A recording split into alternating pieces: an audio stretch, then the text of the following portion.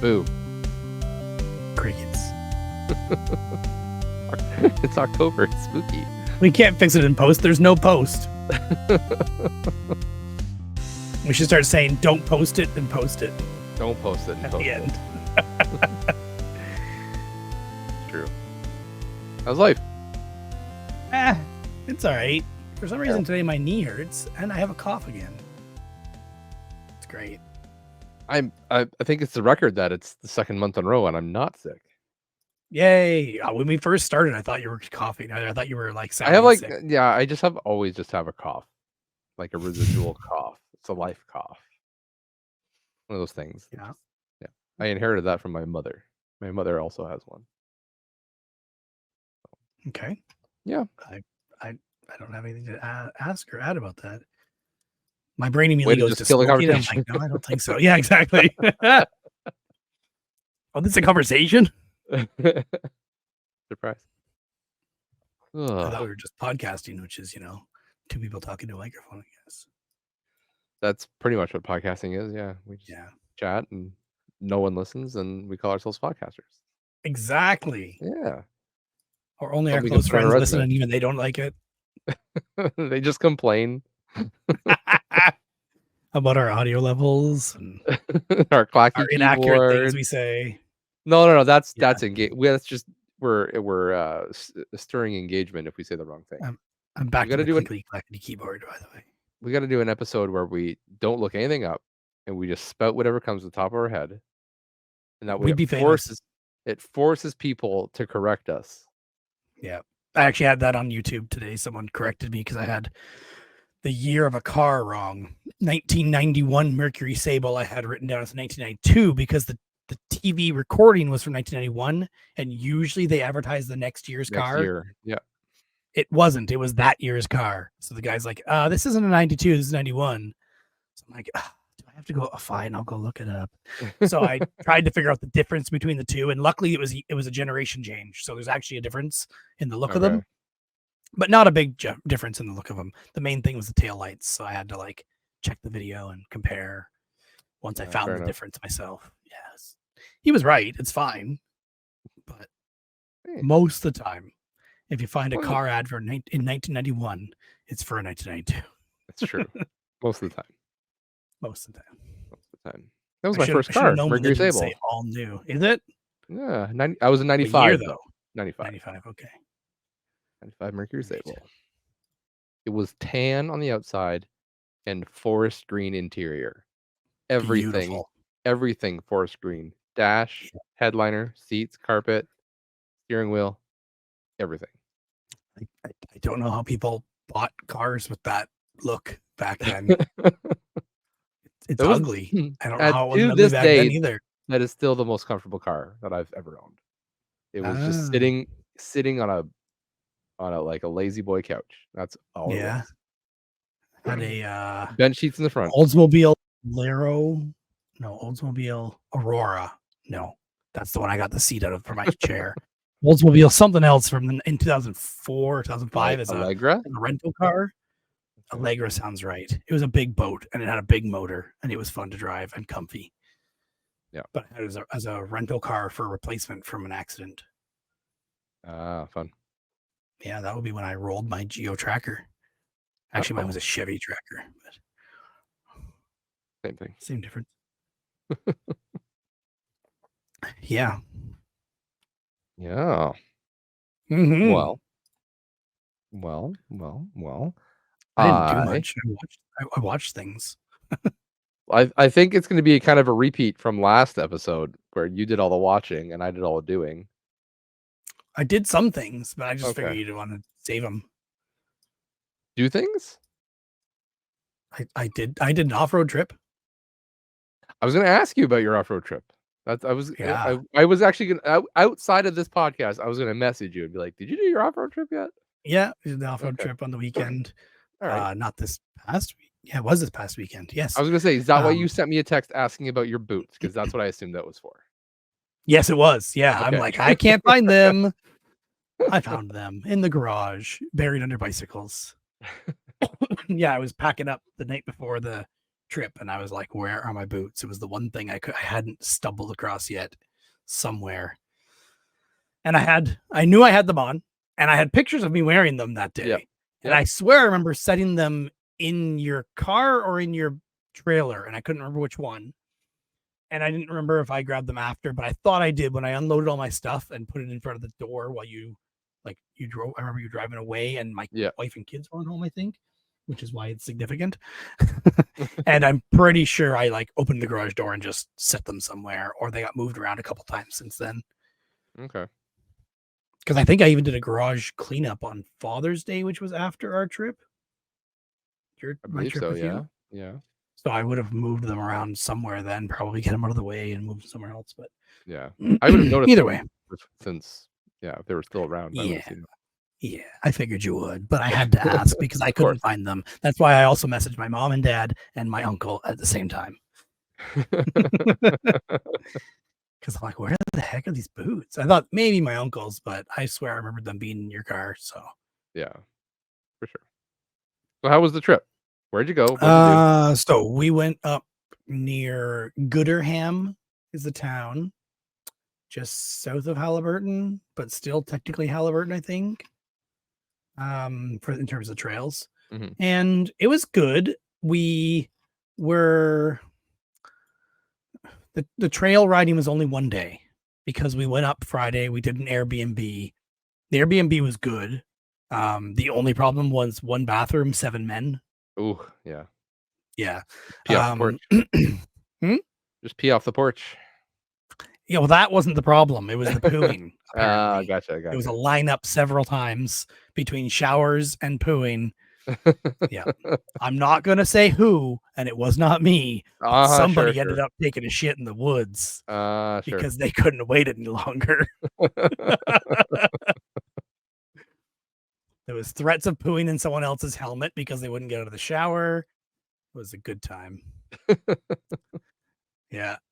I'm trying to see if I had it bookmarked somewhere. I swear I did still have it bookmarked or in my Google Maps, but of course, I don't know where it is. Yeah. I was going to give you the closest town, but I know where it is. I know where you went. So. Oh, okay. I can't remember. I told you. Yeah. Yeah. Up there. Okay. Any more? What'd you take? What'd you ride? So we did not end up taking out my parents' side by side because it's too large and too low to the ground to really take on those kinds of trails. Although it's similar to what I took in Hardbag, but my brother had his new machine and my other brother had his machine and they wanted to have some fun. My uncle brought his, which is a little less capable and older. Like his motor is a 570 cc, whereas the other guys are a 900, and I think my brother's might be an 850 or something. No, anyway, it doesn't matter.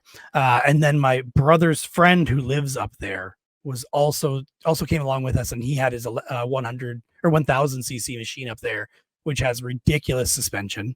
So I ended up riding with him since he had nobody with him, and I was going to be in with my brother and my dad in the 4-seater. So I went and rode with him. I thought it'd be just fun to do for a little bit, and then I ended up staying in there almost the whole time. I think I left for the last hour of the trip on the way back, just to see how my brother's machine was compared, and it wasn't that bad. But that machine, that 1000 cc, has so much suspension travel. You could just drive over everything and not have to slow down. Like just you're on trails, going over rocks, over hills, doesn't matter. Just drive over it. The best. And then on top of that, 1000 cc's to give you all the power you want with only a 2-seater. Yeah, that's crazy amount of power. Yeah. Are the trails mini bikeable? I was thinking that when we were driving it. I think there'd be some. I'm glad you think of me when you do it. Well, I was like, should I have taken a mini bike? But I think you'd have problems on some of them. And at one point, we had gone away. My brother was complaining because he got too drunk on Friday night. So then Saturday he's feeling like crap, and he went to bed at like 10 o'clock. And he was drinking whiskey, and he hasn't been drinking much lately. My brother that Ryan.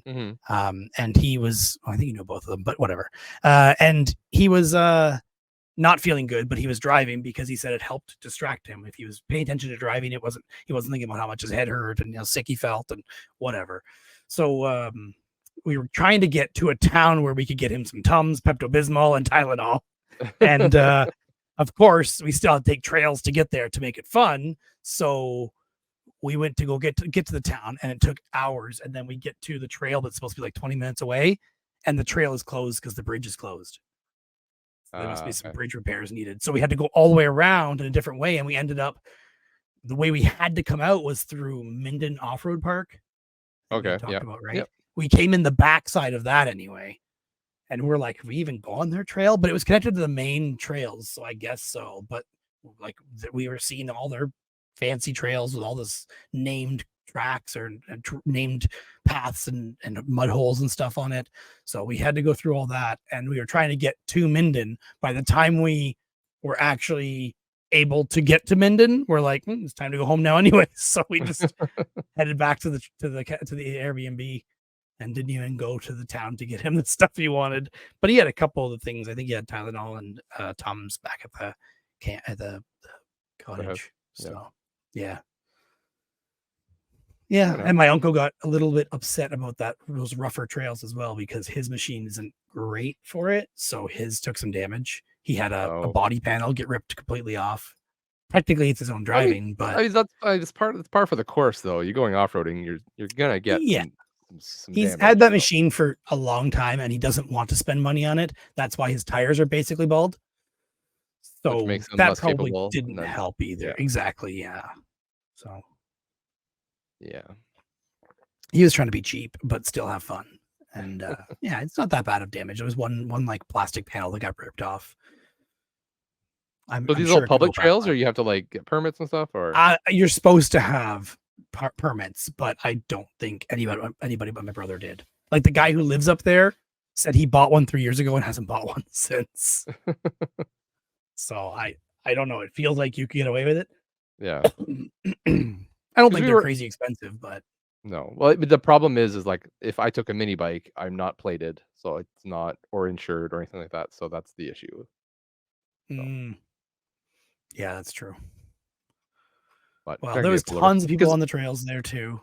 Like we went by a group of like 3 4-wheelers and 4 side-by-sides, and then another group of 4-wheelers. One group actually had a flat tire, and we were trying to help them. So we pulled out our compressor. Our compressor's just not doing it, they said. So we pulled out ours and put it on there, and it wasn't doing anything either. And then the one guy with us, my brother's friend, just put his foot on the tire and squished it. Yeah. And it sounded like a remote control car tire when you just push it and the air comes right out. So we all looked underneath after, and there's a giant hole in the guy's rim. Is that one? Yeah, that'd be a problem. Everyone said you can get a rock stuck in the rim, and it gets hits the brake caliper and gets shoved through the rim and pops a hole right in the rim because it's stuck between the rim and the brake caliper. And they're aluminum rims, so pop and big hole. So they figure that's probably what happened. Random. Yeah. So I'm like, stuff it with leaves and limp it home. But they just wrote on it the way it was. He wasn't too concerned. Yeah, at that point. The rim's already screwed. Yeah. It all depends on how hard the trail was, but we were also at a T in the road. They had come from the north side, we had come from the south side, and out the east side there was a way to get to a road fairly easily, apparently. We never went that way, so I don't know, but apparently there was. So I think that they were not worried because they were fairly close to getting to a road. Yeah. Yeah, fair enough. Yeah. I think they were going to head to Halliburton and see if they could get somebody with rims or something. I don't know if you're going to be able to patch that anyway, unless you can find someone with a welder for aluminum. Yeah, that's going to be a trailer at home kind of situation, probably. Yeah, well, they could just ride it to the road and then take one of the good machines to go get the good one, vehicle. Good machine, Yep. But the rest of the trails would be good, other than the Minden Off-Road Park. I think that we could do something with the mini bikes up there. Even if we asked Tim, who lives up there, what would be good for mini bikes. Yeah. Because I was thinking about it for a while, and a lot of the trails were good. It was just when we got deeper in there, it was getting rough. Yeah. But the nice thing about the mini bike is you can go around stuff if you need to. Yeah, but a lot of these trails didn't have a good around path. Okay. Well, they're small enough Because you in can the lift mini it bike, up. You can lift it you over your obstacle. and you could also go through the trees too, because Yeah, that's you're what not as yeah, yeah. wide. You can make your way through and make a new path through. Yeah. But there were some places where it was just like, hill on one side down, hill on the other side up, and there's nowhere else to go. Yeah. Yeah. Yeah, fair enough. Or there's also one spot where we went on what was a pretty good groomed trail, and then it just turned to 3 feet of water because there must be a beaver dam built, and the lake that used to be beside flooded over the trail. So we had to Oh, go through that. yeah, fun. Yeah. So my uncle's machine, I think he said his air breather was pretty good, but they were sitting in water, like their butt was wet, sitting in water. Ugh, that's, Mm-hmm. that makes for a fun rest of the day, and it probably was cold because it was Yeah, it probably was. I didn't have a problem. I was in the machine with the most suspension and the biggest motor. Did you keep your butt out of the water, though? Yeah, yeah. My Okay, feet went in. It went up like to my ankles and higher, almost to okay. my knees. Yeah, But you had your boots on, so exactly. I had my boots on. yeah, fair enough. Yep, I wasn't worried. My pants got a little wet at the bottom because they were over my boots, of course, for Yeah, comfort. but that's fine. Or Yep, that's to be fun. expected.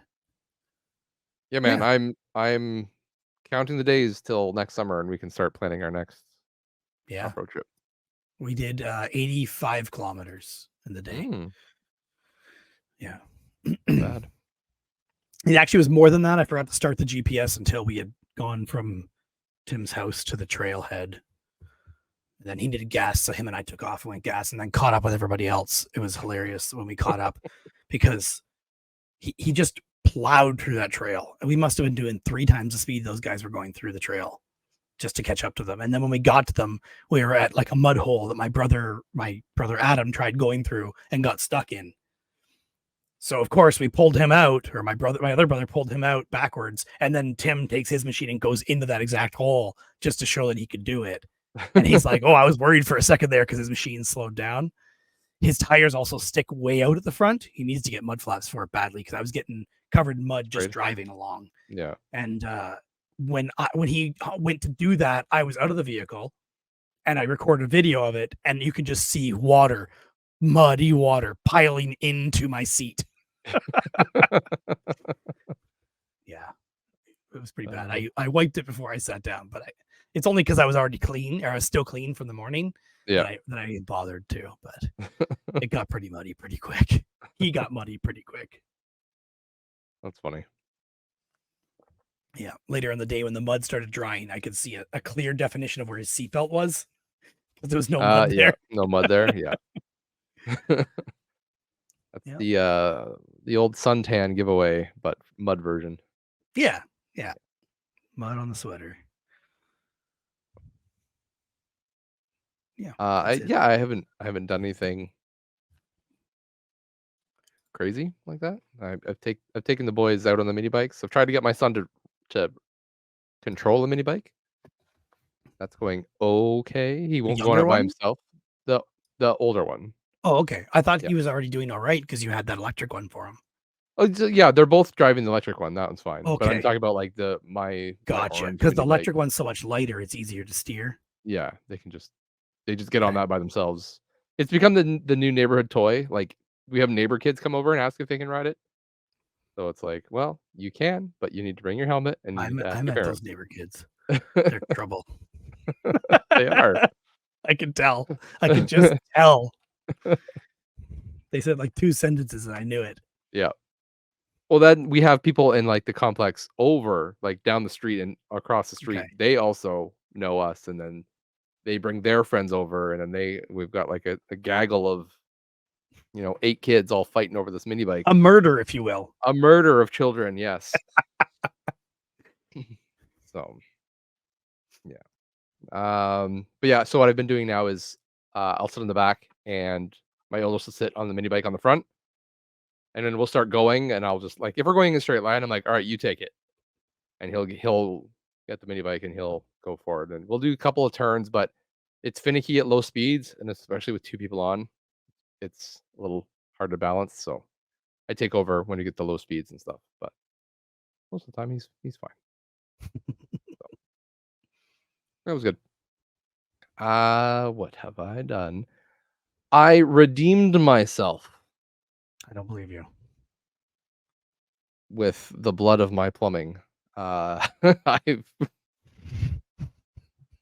how many what was the last month, 2 months I've been dealing with plumbing issues? Yeah. Yeah, and so this month we had another plumbing issue, and I'm just like, "Gosh darn it, I'm gonna do this one." So you called a So plumber. no, I did it myself, damn it. So our kitchen sink has been, losing pressure for however long, which usually means it's, like, sediment built up in the cartridge or in the head Okay. of the faucet. So I was like, "Oh, I'll be smart and I'll just soak everything in CLR." So I rigged up this thing to sit in CLR and whatever, and then water just started leaking out the back of the head of the faucet, the pull down. So I was like, "Oh, great. This is not gonna work. At this point, we just have to replace the faucet." So went to Home Depot, picked out a nice new faucet, and then I remembered, oh, like the drains in the kitchen sink. Since we've moved in, since we've been in this house, the drains have never really held water when we go to do Mm, dishes. So they will hold okay. some, but we feel like we always have to have water on to just kind of like at a slow trickle, Replenish what just to leaks. replenish the water that is constantly leaking down. Good. Yeah. So it's been like, almost 6 years of that. So I was like, you know what? I'm just gonna get a new for the cost of the drain is what, $6, $7 for a You know new what's gonna drain? happen now? Now you're gonna be doing dishes and you're gonna leave the water running and it's gonna fill up and annoy It you. already has happened. I figured. So I replaced 2 drains and the faucet by myself with I had issues, but I figured them out and I dealt with them. And It's now we good. have a properly working kitchen sink. And you didn't end up paying a plumber twice as much Did as you not paid for pay a parts. plumber to come and fix my problems. Yes. My man-made problems. Yeah. It's So, good. 2 things I hate. I hate electrical and I hate plumbing. I'm I'm not good at either, but I I think I know can something make you do. hate more that's gonna come up later on the show. Well, yeah. Well, that's different. That's kind of electrical. Well, Yeah. And I then came to your okay. place. Oh, okay, no, you got something else? Oh, nothing. More I was gonna say the trailer that we took off-roading this past year that was falling apart and hitting other people's yeah. cars. Um, you don't know if you remember, but the wood floor at the front of the trailer was rotting out. And it's been I rotting out never since I saw it. bought I it. never went in Okay. far enough, But yeah. I don't know if you would smell it because it's kind of a little bit smells like that musty I smell. just expect that smell around you. Yeah, fair enough. It's the smell of man. Um, Rotting wood, musty. musty. Anyways, my dad and I had been talking like we really gotta pull that floor up and replace it. So I was like, we were talking about in the summer, and I was like, let's not do it in the summer because it's gonna be 40 degrees and we're gonna be Yeah. working in a stinking hot trailer with no ventilation. I was like, let's wait till fall. So Thanksgiving weekend came and my dad came over, brought the trailer. I had bunch of wood here. So I was like, bring it up here so I don't have to cart all my wood down to your house. And we spent 2 days. So we pulled the floor up. We siliconed everything. When you take all that rotting wood out and you put the new wood in and all the everything, you see all the gaps where all the water was actually getting in. Mm. One of the tricks I figured out was get in the trailer and close the door, and then you look for all the light leaks. I'm like, that's where all the water's coming in. So, Okay. and there's some pretty big holes. We found out that the front of the trailer wasn't even really attached to the trailer. It was just Oh, kind of sitting, so water that's could good. come up from the front and get in, which is assuming that's where most of the water was coming in, but also around the sides. So, anyways, it has a new floor. We still So you need to built the trailer from frame scratch. pretty much, but yeah. It should be a lot better. Speaking of you having wood, Oh, I came over to your house yeah, you got some Tuesday wood, didn't you? night and I got some free wood Did you have to pay for it? because on my way up to this off-road trip, I hit a speed bump. My subwoofer hit the window. It Oh, shattered the rear window. Oh, Uh-huh. no. I Yep. didn't hear that part. I heard the other part. Yeah. Yeah. You didn't hear that part. That's why you So didn't the bring the Subaru.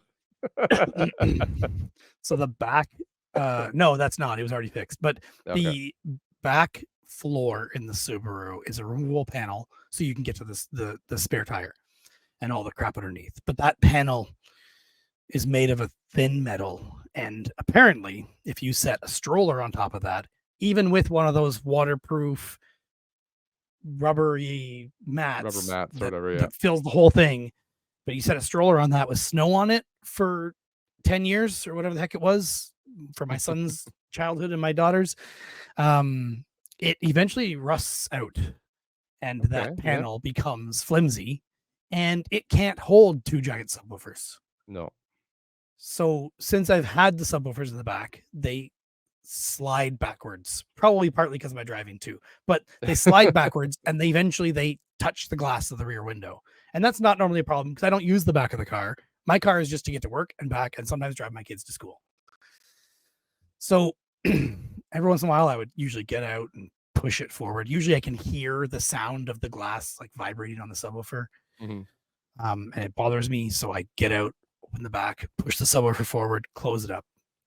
I even took an old cardboard box full of old PC games that I had from somebody from forever ago that I was selling at the Game Swap, and I'm like, "Where did I put that box?" I put it in the back of my car to keep the subwoofer from moving.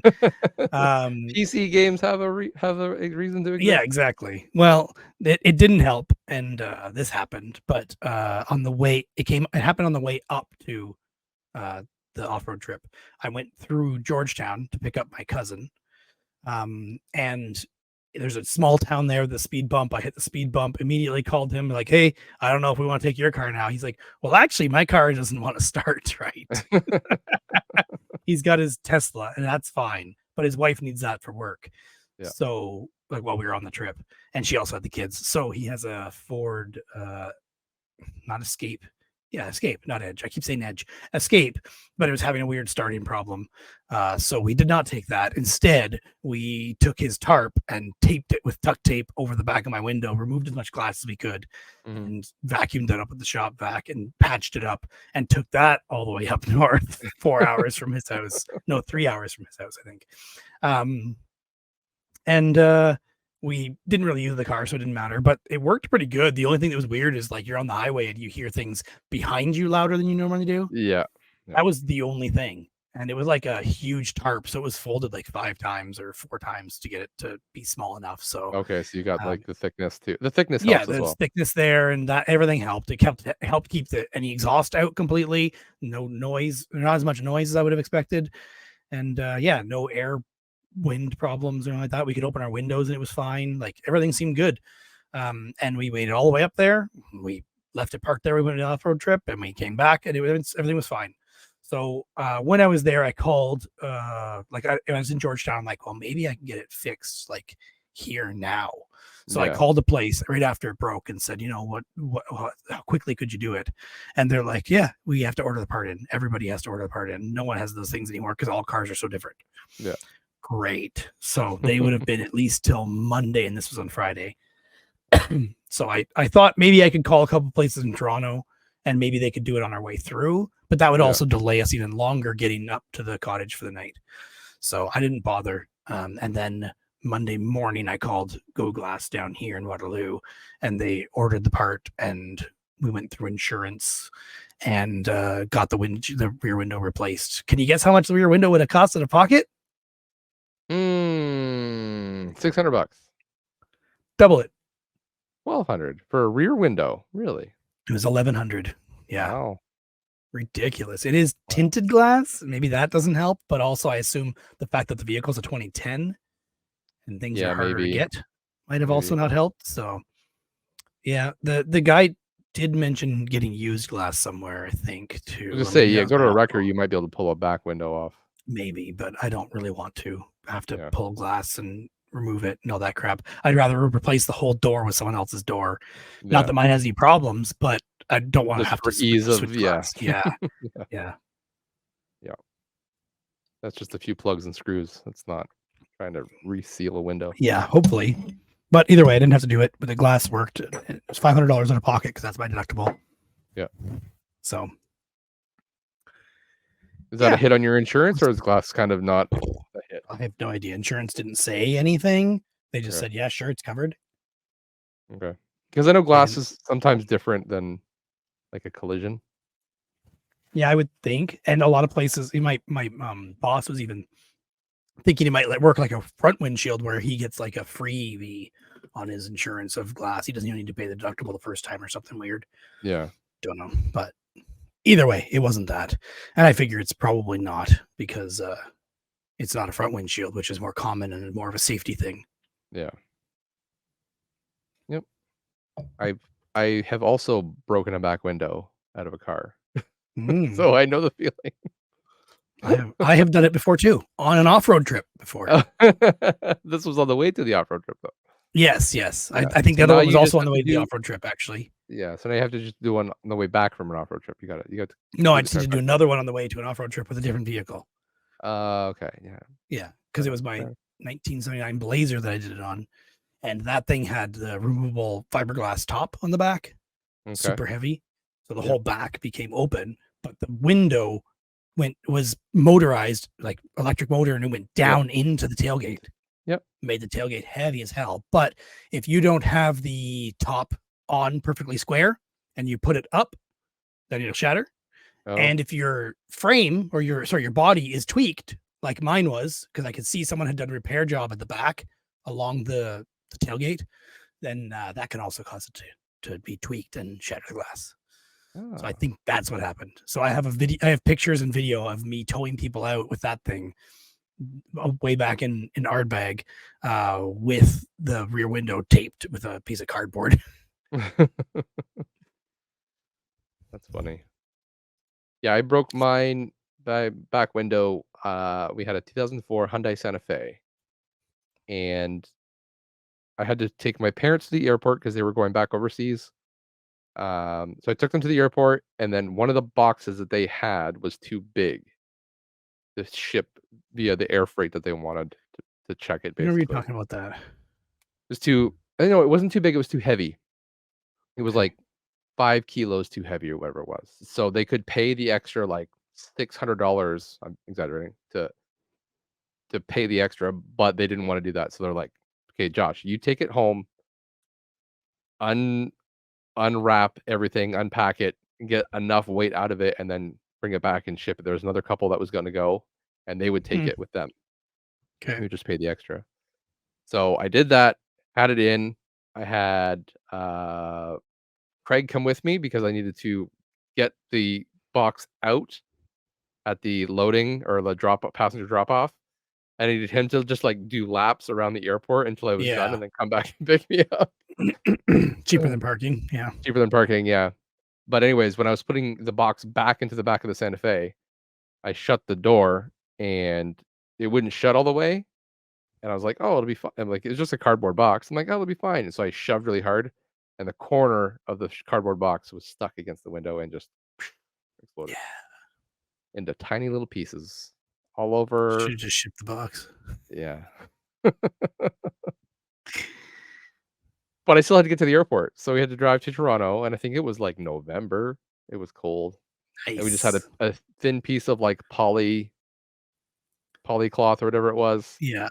Put that in, just taped it to the door, and then drove. And the whole time we're driving, we're just hearing this whoom, whoom, whoom, whoom, whoom, whoom, whoom, whoom, whoom in behind. I was very glad it wasn't raining.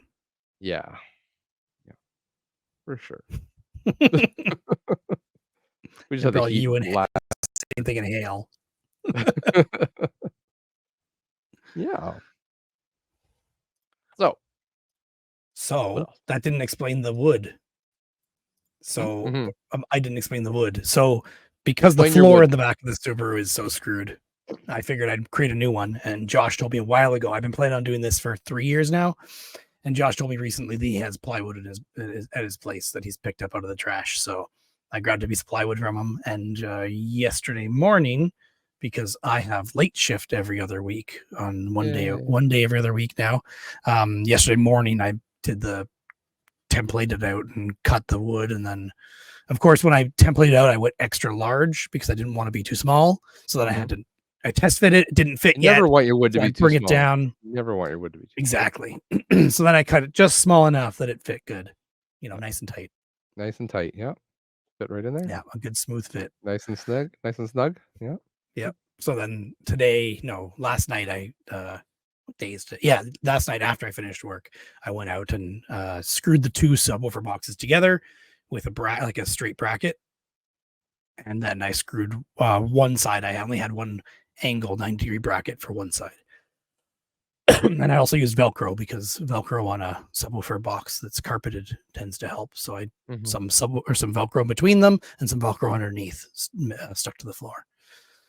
That'll help a bit. I don't think it's good enough, but it'll be fine. Get some epoxy. Stick it down real good. I thought about that. I also drew a line on the wood right where it's supposed to be. Okay, so I'll know if it moves. Monitor, yeah. Right. Yeah. And I'll be able to put it back if it does move and then screw it down better. But I just don't want to put a whole bunch of screw holes into the subwoofer box if I don't have to. They don't tend to like holes. Yeah. Makes little whistling sounds. I mean, wood kind of does like holes though, right? Like, yeah. Just not subwoofer boxes. Oh, okay. There's not wood? That's not wood? It is wood. Yeah. But when you take the screw out later, then it leaves a little hole. Why would you take the screw out? If you need to change things and move things, you always do. So mounting the amplifier to the subwoofer, which people you would move it and then you put it back in. But you never put things back the same way they are, especially when it's carpeted. You can't see the original hole, but air can get out the little hole. And the subwoofer is supposed to be pumping air. So instead of the air going out the big subwoofer port on the side for air, it instead comes out the hole and makes a whistling noise. Gotcha. Yes. Hate it when the holes make the whistling sound. Exactly. Yeah. All right. What else? Nothing. I got Halloween decorations setting up. Yeah, that's it.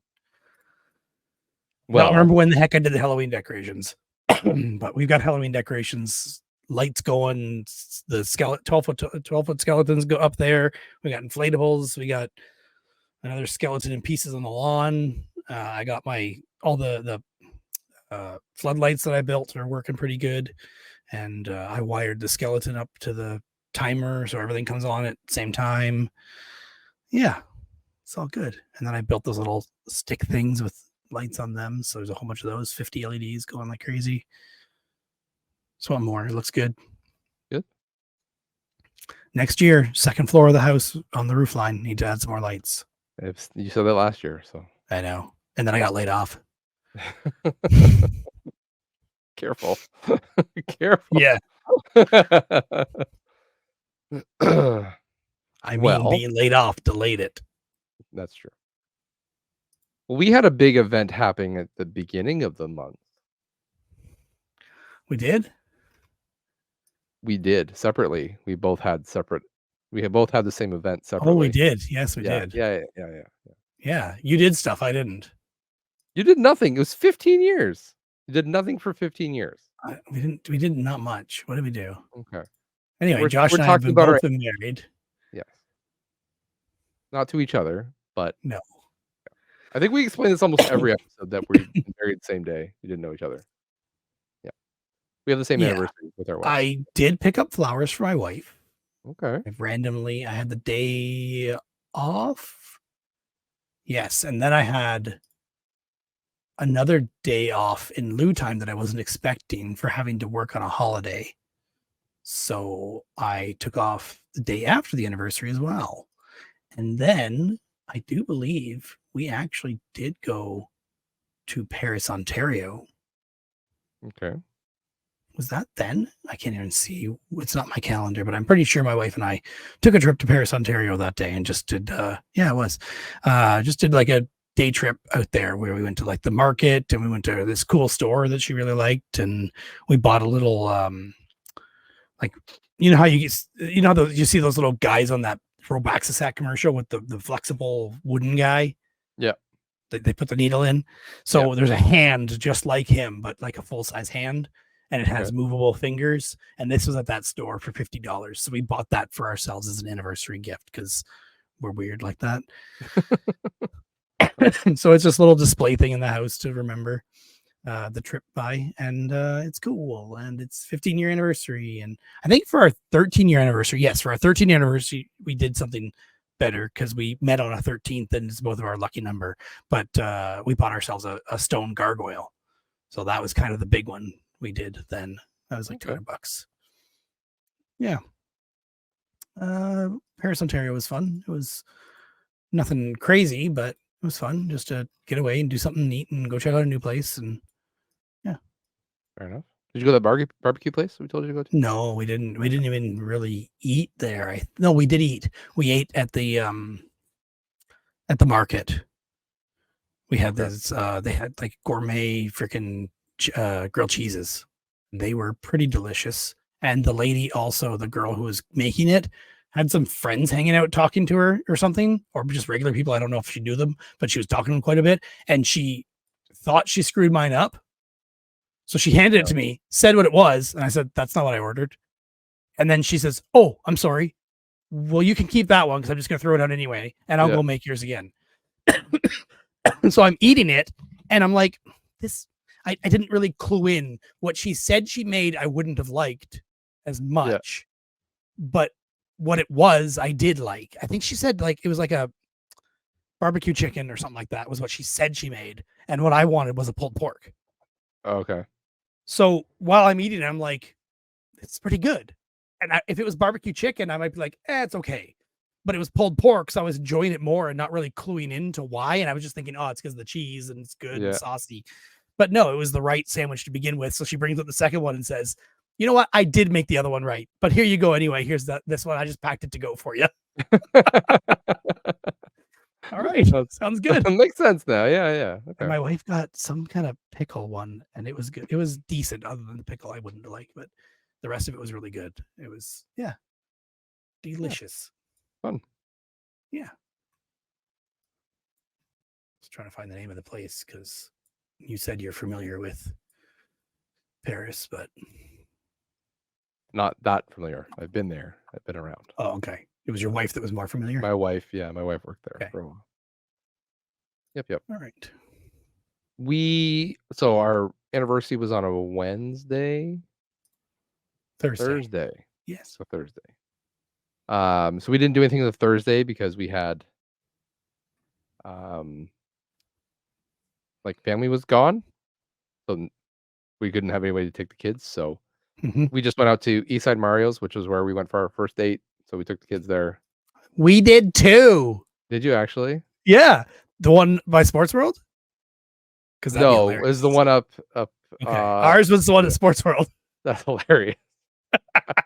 We just found out something else. Eastside Mario's is his first date. Wow. Yep. This is ridiculous. But your first date was earlier. You met your wife way longer ago than I met mine, right? Yes. Yeah. Yes. We met back in like 2002. Okay. I think ours was 2006. Something like Okay. that. That's funny. Yeah.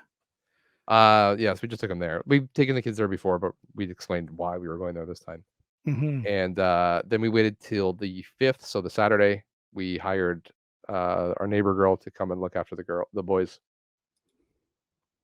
And we went to Toronto to go to the Stormcrow Manor. Yay. I've been Yay. there with my wife. I think we went there for our You went there 11 for year, your 12 anniversary, year, I believe. 13. Yeah, 13. That was our 13. yeah. Yeah, that I was 2 remember you years going there ago. at least a couple years ago. Yep. So we had reservations for, I believe it was like 6:30. We had reservations. So we left at 4:30. I'm just like, it's a Saturday.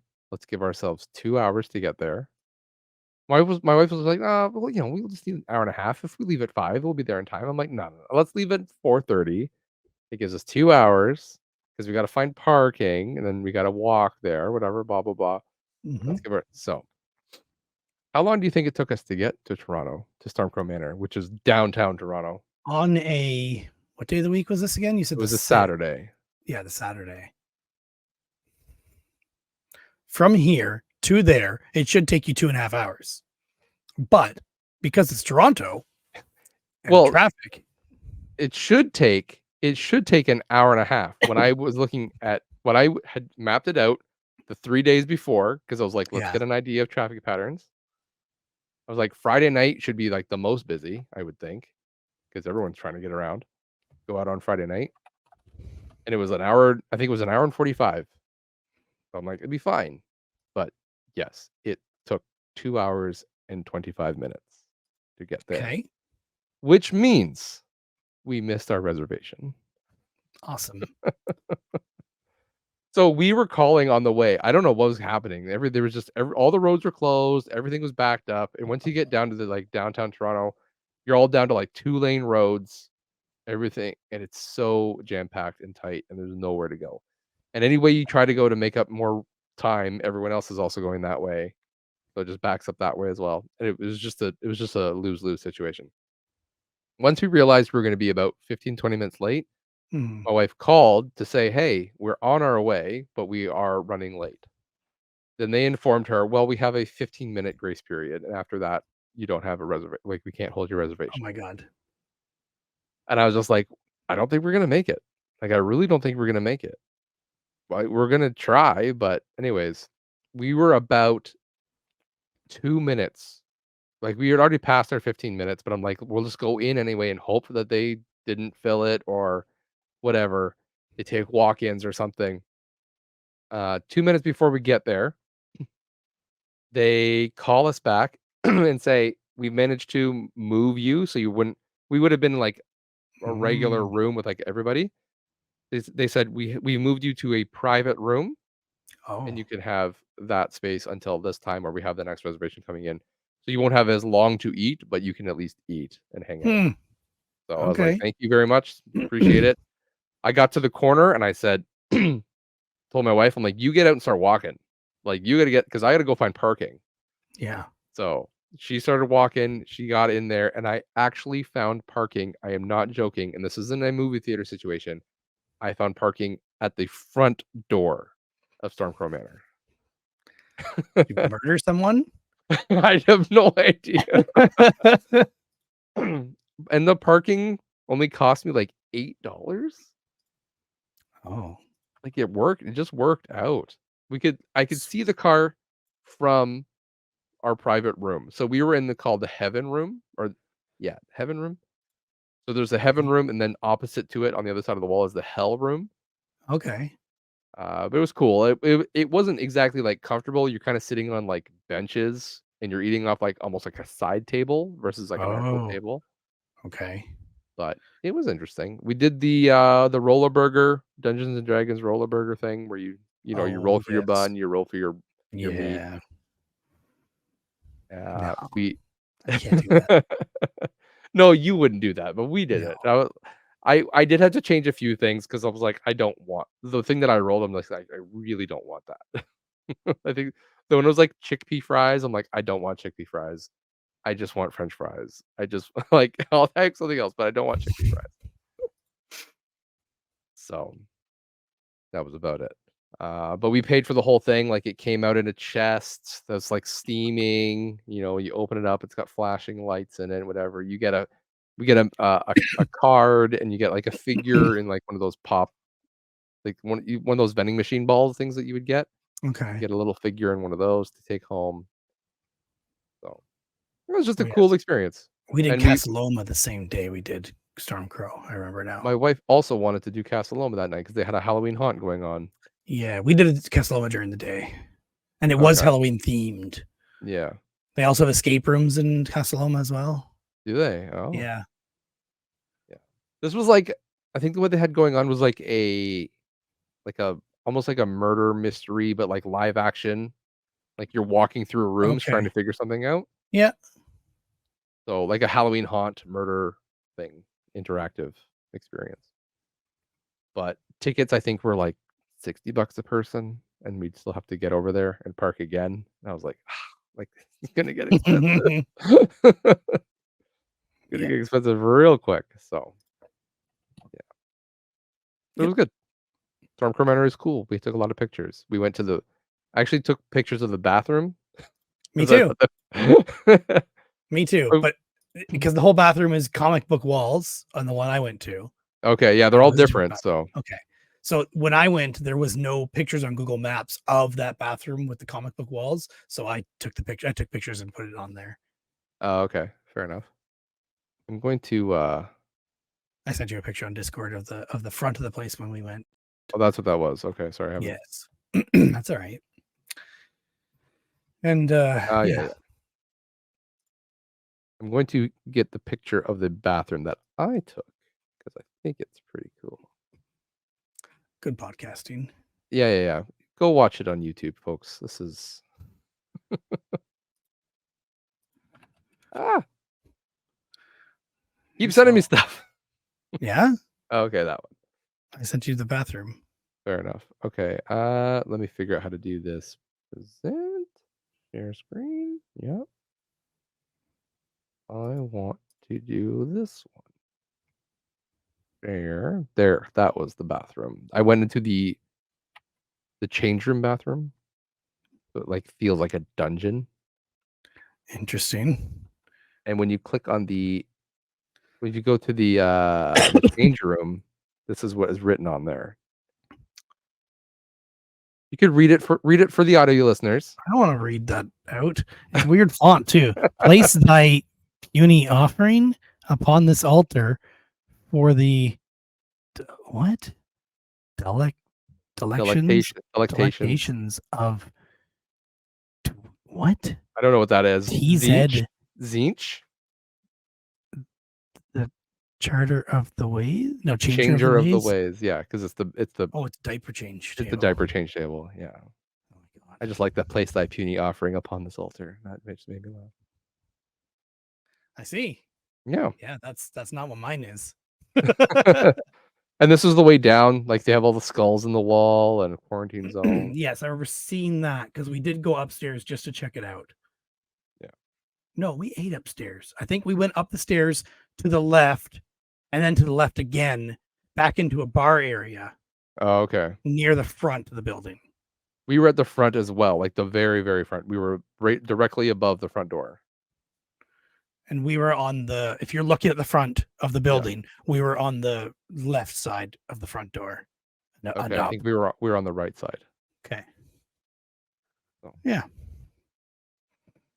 Yeah, this is in the heaven room. Yeah, so they had, did that change as well, that picture on the wall? No, it didn't. Oh, because where we were sitting, they had two of them like that, and they would change. It would be like a normal painting, and then it would just change to a freaky thing, like a ghost would pop out kind of Okay. thing. So it was a picture frame, but it was actually a monitor. Yeah, this is I just took some pictures. Han Solo and Carbonite. Yeah, that was like right outside of our door. Okay. And then the Yes, I remember seeing that holder. Right? Isn't that what it's called? the beholder, I think it is. Yeah. Yeah. But it's cool. I mean, there's a predator mask down here. The stormtrooper mask up there. There's Furiosa from Mad Max. That wouldn't have been there when we went. There's a T-800 Terminator skull right there. Yep. So It's basically just a big nerdy restaurant. yeah.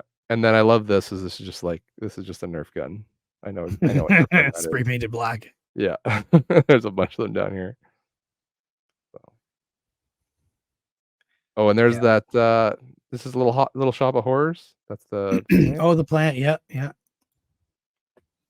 They had so much cool stuff like that in there. I just wanted to walk around. Mission. Yeah, we did one loop around, but that's not enough to see everything. No.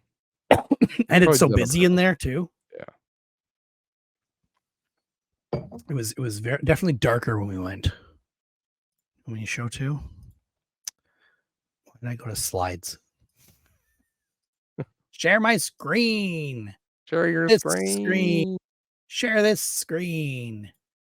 All right. This was the bathroom I went to, which was all comic book themes on the wall. Mm-hmm. Just everything comic book theme. Don't throw paper towels in the toilet, please. Spider-Man saying. This was the menu at the time. This was, I don't remember what I took a picture of that for, but then they had the Zoltar, yeah. Yep. And then Live Nerds, and it's a girl and a stormtrooper or a Boba Yeah. Fett. Yeah, and then there's a creepy guy up top there. I don't know Is if that that's supposed to Hellraiser? be. I think looks like But yeah, Hellraiser. maybe he's Hellraiser. It's hard to see in the front of the place. Tentacle So hanging up. if you look at do you see those blue windows? Yeah. That's where we were. Okay. So we were over here on the other side. Okay. This like orange window. So yeah, the blue windows you can see they're kind of alien themed. So it's like the heaven, and then the Okay. opposite is the red room, and that's the hell. Okay. That So, makes sense. yeah. Yeah, it's a pretty cool place. That was work. I didn't think there's any more. Then I have a whole bunch of Casaloma, but you don't want to see a tease of Casaloma. You want to No, actually I go. don't. Just make me feel bad. Yeah, because you didn't take your wife there. I I got a didn't. picture of me with Jean Picard, but as Professor X, and Logan too. That's cool. But Logan was kind of by himself. They both wax figures never look right. They never look quite the same. No. Yeah. The Professor X one. Actually, he's standing, so that's not Professor X. He'd be in a wheelchair. But it's the Professor X You looking stood up room in. Yeah, he stood up in his. If he was in like in the I don't know past. whatever when he was word that little. whatever world that was where he's like projecting himself out. Then he. Yeah, that's not what this is though. Yeah. Anyway, yeah. So, around the best way, actually, I should say the best way to celebrate my anniversary was actually 2 days before, actually the day before. Um, the internet decided to celebrate with me by hacking everything that I am online, and let me tell you, it fucking sucks getting hacked. It sucks so bad. I wouldn't know. I have never been. Oh, I really hope it never happens to you. And you're Me probably too. your security is probably way better than mine, so I probably had it coming. Um, I may have said something along those lines after you told me. but man, okay, so I'm at work and I just get a notification from Facebook that says your contact or no, your password has been changed. That was it. Your password's been changed. If this was you, don't worry about it. If this was not you, please reset your password. So I'm like, oh, well, that wasn't me. So I clicked on the thing to change my password and Yeah. I changed it. And then about a minute later, I get another email saying your password's been changed. I'm like, but no, anyways, I don't see yeah, how that is done. I don't understand either. You should have to have the email address to do it or the phone number. But did they have So, access to your email? Is that why? I can't remember. well, so let me finish my story here before you start critiquing how this happened. Yeah, basically, they actually no, it wasn't Facebook. It was Instagram. Instagram was the first one. Oh, okay. Sorry, that's what it was. It was Instagram because I was just like Still I was at same. the end. I'm just like whatever. It's Instagram. I never use Instagram. If I lose it, whatever. Not the end of the world. So, but immediately after that, about an hour later, then they start going after my Facebook, and I'm like, I can't let them take Facebook. But it was too late. They'd already taken it. And I was just gone. Nothing I could do. I did the same thing where I changed the password and then they changed it back and then blah blah blah blah blah. Eventually comes to the point where Facebook's like, there are too many changes. We're gonna lock this account. You need to there's too much going on. They can still do things. The hackers are able to get in and do stuff, but That's me as a insane. physical person cannot go in and change anything. They're just like, nope, you're not allowed. So I was feeling very defeated, and this was um yeah, October 2nd. So feeling pretty bummed and not really in the festive mood for my anniversary. So on the anniversary, on the 3rd, I'm driving again, and then I get an email saying my Steam password has been changed. And I was like, uh-oh, they cannot have Steam. Please, please don't You take have like 5 Steam. games there. My 5 games, no. Um, and then I think a minute later, I get an email saying, my PlayStation username has been changed and the email has been changed. And thank you for your purchase of $111 and another one for like $25. I was like, Save oh, credit card. shoot. Shoot. Anyways, and I'm driving. I'm driving my truck and I'm Mhm. trying to change passwords while I'm on the highway because I cannot pull off on the side of the road, change passwords. In the meantime, I managed to stay Steam is was decent enough to basically be like, there's Steam Guard places things in place where there's like, you have to have these things in order to change the password. I managed to log into Steam on my phone on the Steam app. I managed the first thing I did was just remove all forms of payment in case they Mhm. did get in and I Yeah. lost it. So I removed all that and then changed my password. And then I think at this point I realized they're attacking everything that has my Hotmail Yep. associated with it. So I went into my Hotmail and because I'd already changed my password 2 times before this, but somehow they were keeping up with it or it was compromised in another way. I was picking but I was using my password, but I was just like I had to remember what it was, so I'm like, "Oh, let me just quick change it to something different that's kind of similar, but at least I'll know what it is." But I had to change it so fast at this point, I'm just like, "Google, give me a password." Like, Mhm. and I think that's what saved me. So once I changed my Hotmail password, the attacks were still happening, but they slowed down significantly because I think they couldn't have access to my Hotmail. While I was fighting to keep Steam, they took PlayStation. PlayStation was gone. I couldn't no access to it, nothing, and they were starting to spend money, like I said. So I didn't really know what to do. The first thing I did was call my credit card company and say, these charges are not mine. And thankfully, I deal with RBC, and it's just within 30 minutes, they were just like, "Yep, I see these charges. Yeah, I'll just reverse them, cancel the card, send you a new card. Done. Thank you. Have a good day." Yep. Perfect. It was so easy. And I was looking online to figure out what I could do about PlayStation, and everyone just said you just have to call them. Like there's really nothing you can do online. You just have to call them. So I called PlayStation America, and within 40 minutes, I had my account back. They reversed all the changes. They gave me back my old screen name. They changed my email over to a different email account or a different email for the PlayStation so that it wasn't associated with Hotmail anymore. Mhm. Um, and again, super easy. It was very easy to identify myself. I was able to do everything from my phone while I talked to them. And Oh, PlayStation even has a thing. They have a passkey now. So if you set up a passkey, nothing can be done without you putting your fingerprint on the phone. To like okay. second like two-factor authentication, but it's like an actual fingerprint Using the PlayStation app, I'm assuming, or using using the the PlayStation website? app. Yeah, yeah. So when I logged into my PlayStation 4 for the first time after the hack happened, I Yeah. got a notification on my phone saying, "Do you authorize this PlayStation 4? If yes, put your phone up." So I would Okay. recommend to everybody, if you're using PlayStation and have a PlayStation app, set up a passkey. It's super easy.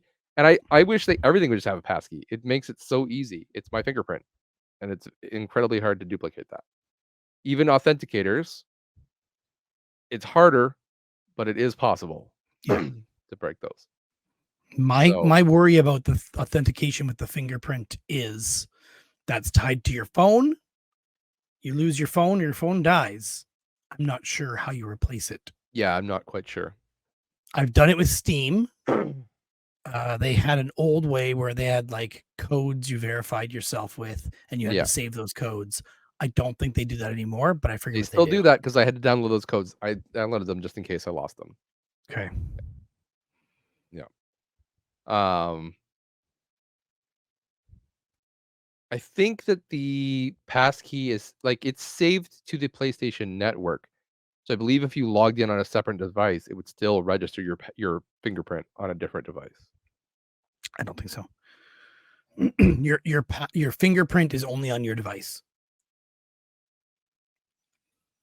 But The when device I uses a pass key and uses your fingerprint to get access to that pass key, yeah, but the fingerprint stays on the local device, I but they have believe. to do something to because when I changed it, I had to go into the, like, the web version of the PlayStation app, I believe. Like, when I was in the PlayStation app and I was like, "I wanna see my passkeys," it Mhm. it loaded like a web browser to see them. Yes, but the web browser can access your phone's password, like biometrics too, but not Okay. access. It can call it, but I don't believe it actually stores your fingerprint on the website. Okay. Well, interesting. Alright, well, Yeah, we'll see what happens. I believe But I it's mean, just it's the same asking as, your like, my phone. bank. Like, my bank, it just when I got a different device, I just loaded my bank up and put it in my email and attached my fingerprint, and it worked fine. So, I would imagine it would be somewhat similar. Yeah. Anyways, so this is my PSA. I sent one out on Twitter, but also my PSA if you're listening to, um, podcast. Enable two-factor authentication on everything. Everything, everything, everything, everything. I realized how vulnerable I was because I didn't have two-factor. I didn't have it on Twitter, I do now. I didn't have it on Facebook or Instagram, and in fact, when they hacked me on Instagram, they turned on two-factor authentication on their end, Yeah. so I can no longer like, Instagram is just gone. Can't get it. I tried to submit a ticket to Facebook to be like, "Hey, I'm being hacked." Even Instagram, "Hey, I'm being hacked." Um, and there's no phone number to call them to say, "Hey, what's going on?" They Yeah. don't want you to talk. You have to submit a ticket. You have to contact them through an email that you've never used on Facebook before to verify who you are. It's like a hostage negotiation. You have to take a video of your they'll send you a code to that email. You have to write that code down on a piece of paper. Then you have to take a video of yourself holding this piece of paper and also moving the note around and moving your head around so they can tell it's not AI generated. That's fakeable, but Yes, but I'm just and like, not only that, you could just be a different person doing that. yes, but they would use I'm guessing they would use that video and cross-reference your Facebook profile and be like, "Okay, that's the same person." I guess, yeah. But anyways, it's just ridiculous. So this was October 3rd, so we're going on almost a month. I submitted that ticket. I still have not heard anything back from Facebook. Uh, once I figured out I so then my plan was I'm gonna leave Facebook and Instagram alone, which kinda sucks because, like, I use Facebook not for Facebook purposes, but I use it mostly for Marketplace Yeah. and Messenger chats, which I've basically once it happened, I had to basically go through my phone and just message people and just say, "Hey, I've been hacked. Contact me on text." Like, I'm not using Messenger anymore. Um, after a couple of days, I was just like, "You know what? I'm hopefully they've moved on to someone else now. They realize they can't get into me anymore. So they've gotten bored and they'll move on to someone else."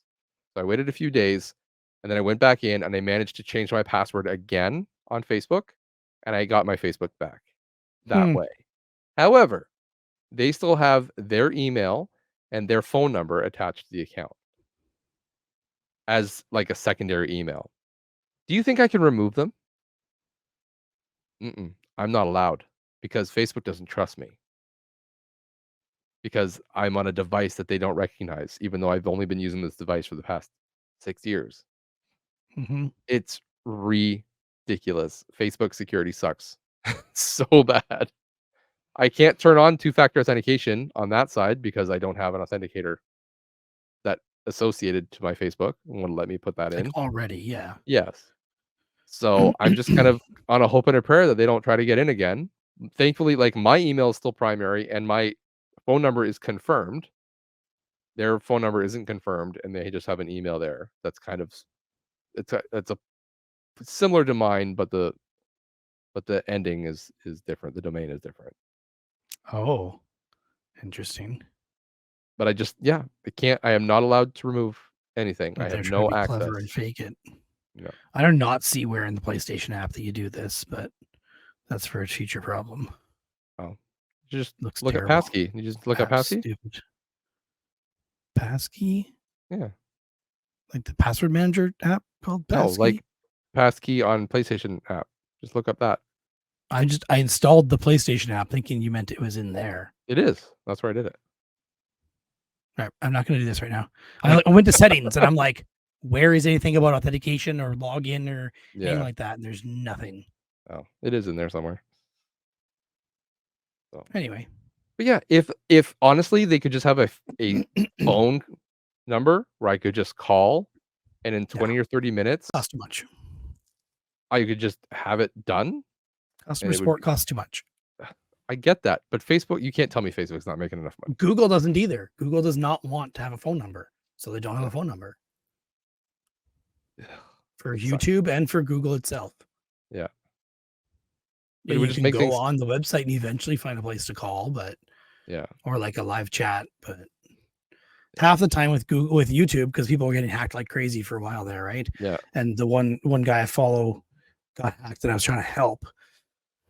And YouTube has like a most people end up going to their Twitter called Teen YouTube to get help. But if you don't do that, then there's like a website you go to that you have to log in as yourself in order to get access to get your account back. The problem is I can't log in as myself. How can I do this? So yeah, it's stupid. Well, see, I was like, I hear everyone goes to Twitter to do this, so I went to Twitter and tagged Instagram and Facebook to be like, hey, I've been hacked. Like, what's going on? And then I just got flooded with replies of all these bots saying, I can help you. Send it to this person, blah, blah, blah. We're super affordable. I'm like, I'm not paying for this. But yeah, I think it was TopSpot that triggered, that informed me of bots trolling for the hacked word. And then they just kind of pounce on that. So I was like, guys, I'm already feeling like in the dirt about this. I don't need everyone dogpiling on top of me. Yeah, but they're hoping your desperation means you're willing to fork out money. Yes. And then who's to say they're just not going to hack me more? Yeah. And hold your account ransom. We hacked it. We got your account back. Pay us 3 times as much. Yeah. So, oh, well, it is what it is. I have Facebook. I still don't have Instagram. So if you follow me on Instagram and you see a picture of a Mercedes talking about crypto, that's not me.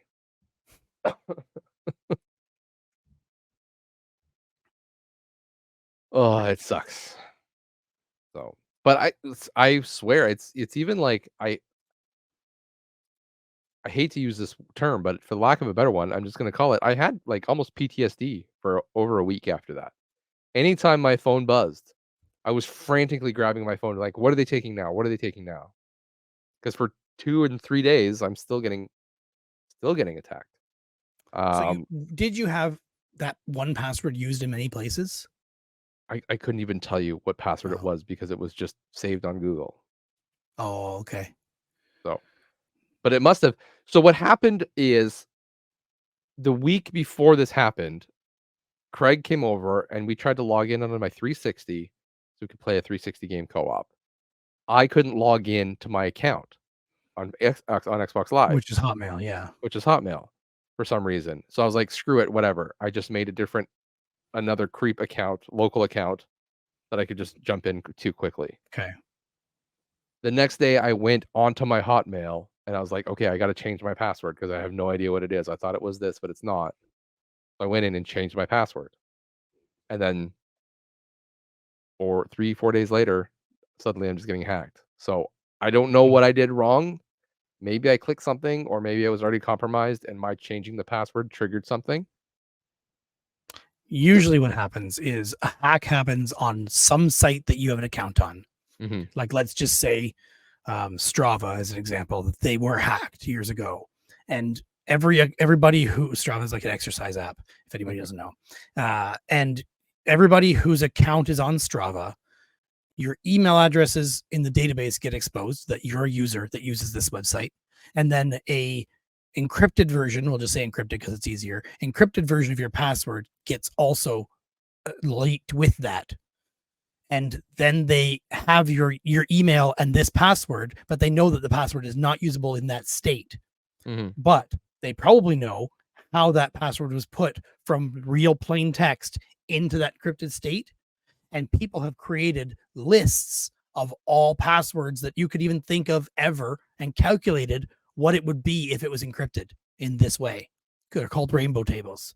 And people will just have the list that they can go search your password encrypted across that list of passwords, and it gives them the plain text version of it. Wow. And then they'll take your email address, your password, and start logging in everywhere they can with those two things and see if they can get logged in. Let's see if that's a Hotmail account. Let's see if they've got Twitter. Let's see if they've got Facebook. Let's see if they've got whatever else they can get. Yeah, Amazon. Or let's get some purchases sent to us. Whatever the heck they can do. And usually it'll be all automated, all just a database of email addresses and encrypted passwords, and everything will just go automatically. And sometimes it'll take somebody buying that information before it actually gets used. So the hack may happen where, like I said, Strava gets hacked and your information gets out there, or Fitbit was another one that was hacked too, and your information gets out there, and that list gets put for sale somewhere online on the dark web, and then a group of hackers buys it or buys a portion of it or whatever the case may be, and then they start putting that into practice even like a month or 3 or a year after the actual hack happened. Obviously, the longer it is after the hack happened, the less valuable that data is, because the less likely it's still accurate. But, it's expensive to get 0-day hacks and everybody's passwords right away. Yeah. And then it's also expensive to calculate those answers or those encrypted versions of the passwords, which those are out there now. The encrypted versions, like the rainbow tables, you can find them, but it's still a lot of processing power to take every password through it and try and find the results. Yeah. Crazy. People have nothing better to do. Yeah. 13-year-old kids. Yay, bots. Yeah, it's pretty nuts. So and just bad actors. And sometimes it's corporate espionage. Like they're trying to find the user account and password of the competition's CEO's account so they can screw up the company's stock price. Like, it can be that simple, or that big and not simple, but simple motivation wise, or it could just be to try and, like, you buy some freaking PlayStation cards and sell them to someone or whatever. Yeah, exactly. So I don't know how relevant or how accurate this was, but the only one that told me a location of a hack that was happening was Steam said I was being attacked from Russia. Which is probably right. Which is, I mean, VPNs do exist, but that's the only one that makes sense that would be in Russia. Once I changed my password in Hotmail, I went in and turned on my two-factor authentication in Hotmail. And I just, out of curiosity, went into like login. You can view all your login information. Yep. No joke. I'm getting 6 times a day from Colombia, Vietnam, Brazil, Philippines. Failed attempts, right? Failed attempts. Yeah. Yep. All 6 times a day. So, and even since I put in my authenticator, it's at least once or twice a day. I get a thing saying, "Hey, someone's trying to access your account from Vietnam. Approve or deny." And I hit deny as fast as possible. It's ridiculous. So. Yes, ridiculous. But I don't like the idea of having to do authenticators on everything, but at the same time, some things require it, and then there's also the benefit it gives. I just worry about what happens when my phone dies or gets lost. How do I move it off to another device? Well, just be like smart about it and change your device before it dies. Magic, yeah. So I think this is the first, like, this phone is the first one I've had where I've upgraded before my other phone is useless. Yeah. I've done it, but usually it's been something weird, like battery life doesn't last, or on one of them, GPS just stopped working. I was trying to use Pokemon Go, I think, or Ingress at the time. So I needed to have GPS because that was the main function I did with the phone. Who the heck talks on the phone? I've Here had you go. 1 hour ago, unsuccessful login attempt from Russia, Brazil, Philippines, Brazil 4 hours, United States 7 hours ago, United States, Italy, India, United States, Kazakhstan, Iraq, just everything. yeah, everyone's trying. That's all just still today. There's more. Ridiculous, man. Yeah, go turn on your authenticators. It sucks and it's time consuming, but it's better than the alternative. Yeah, it's great. Yeah. So that all started because my Xbox was trying to game on some Xbox. So what you been gaming? Been gaming anything? No, Been playing N64? no. Oh, Played some Fortnite a little bit, maybe like 2 hours at the most in the last month okay. with my kids. Yeah, that is it. I haven't played anything else. Yeah, I can't remember, but I don't think so. I had grand aspirations to play lots of games How'd that go? for October. It didn't go. Didn't go Yeah, well. you play some Halloween games. Man, I wanted to. I talked to my son about like, oh, we could play Costume Quest. He's like, what's that? I'm like, it's a Yeah, Halloween game where you like we get. played that a couple years ago. Yeah, I think I talked about it. I And think I played streamed it. last year. I played Yeah. both of them. I think last year, or the year before. But he's at the age now where he would get a kick out of it because like, oh, the costumes give you different powers, and he's like, oh, that's cool. I want to play that. And we just never got to it. We're still playing Zelda: Echoes of Wisdom. I'm torn because I play a little bit by myself, and then my son sees that I've gotten further than the last time he saw me, and he's just like, "What the heck?" And he gets mad at me. I'm supposed to play when he's around, but then I'm just never gonna get to it because I have like maybe an hour a day where I could play with him, maybe. Not even that.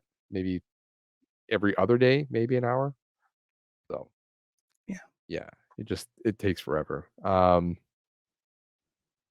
So what did I so when Craig came over, we were playing, I bought Fuse on an Xbox 360 from Value Village, which is a game made by Insomniac.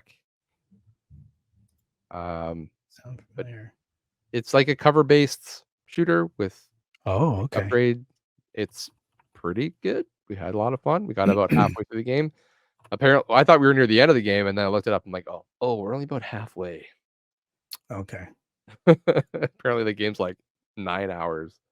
Good. So, but yeah, it's good. I might have to log in onto my other account to try to get some more people. So, but yeah, Fuse. It's good. It's fun. It's interesting going back to like 360. Like I love the 360. 360 is still probably my favorite console. Um, so I'm still buying games for it, and my plan is to at some point play a lot of them. I have 3 days in a week or two where I'm just gonna have 3 days off. So I'm just gonna sit down here and probably play Xbox. It's glorious.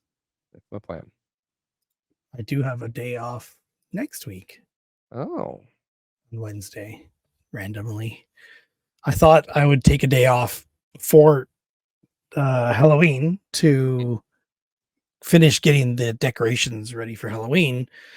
And we have it almost all done. The only thing we haven't done is the flimsy uh, styrofoam tombstones that we have okay. because I worry about them in the wind every year. We've had them like not get knocked over and stuff. So we just wait a little longer to put them up. But that's the only thing we have left to do in Gotta terms of put some decorating. little piece of plywood backing behind them.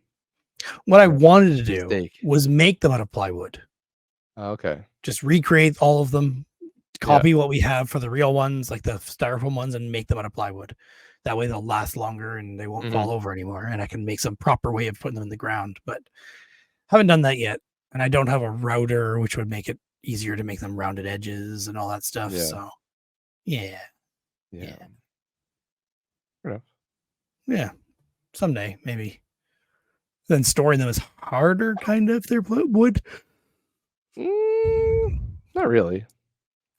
Really just shove them in a corner. Heavier. But I also don't want to get scratched if they do paint them It'd and be stuff. they're more durable though if they're Yeah, they out will of be more plywood. durable because the Yeah, styrofoam ones break easy.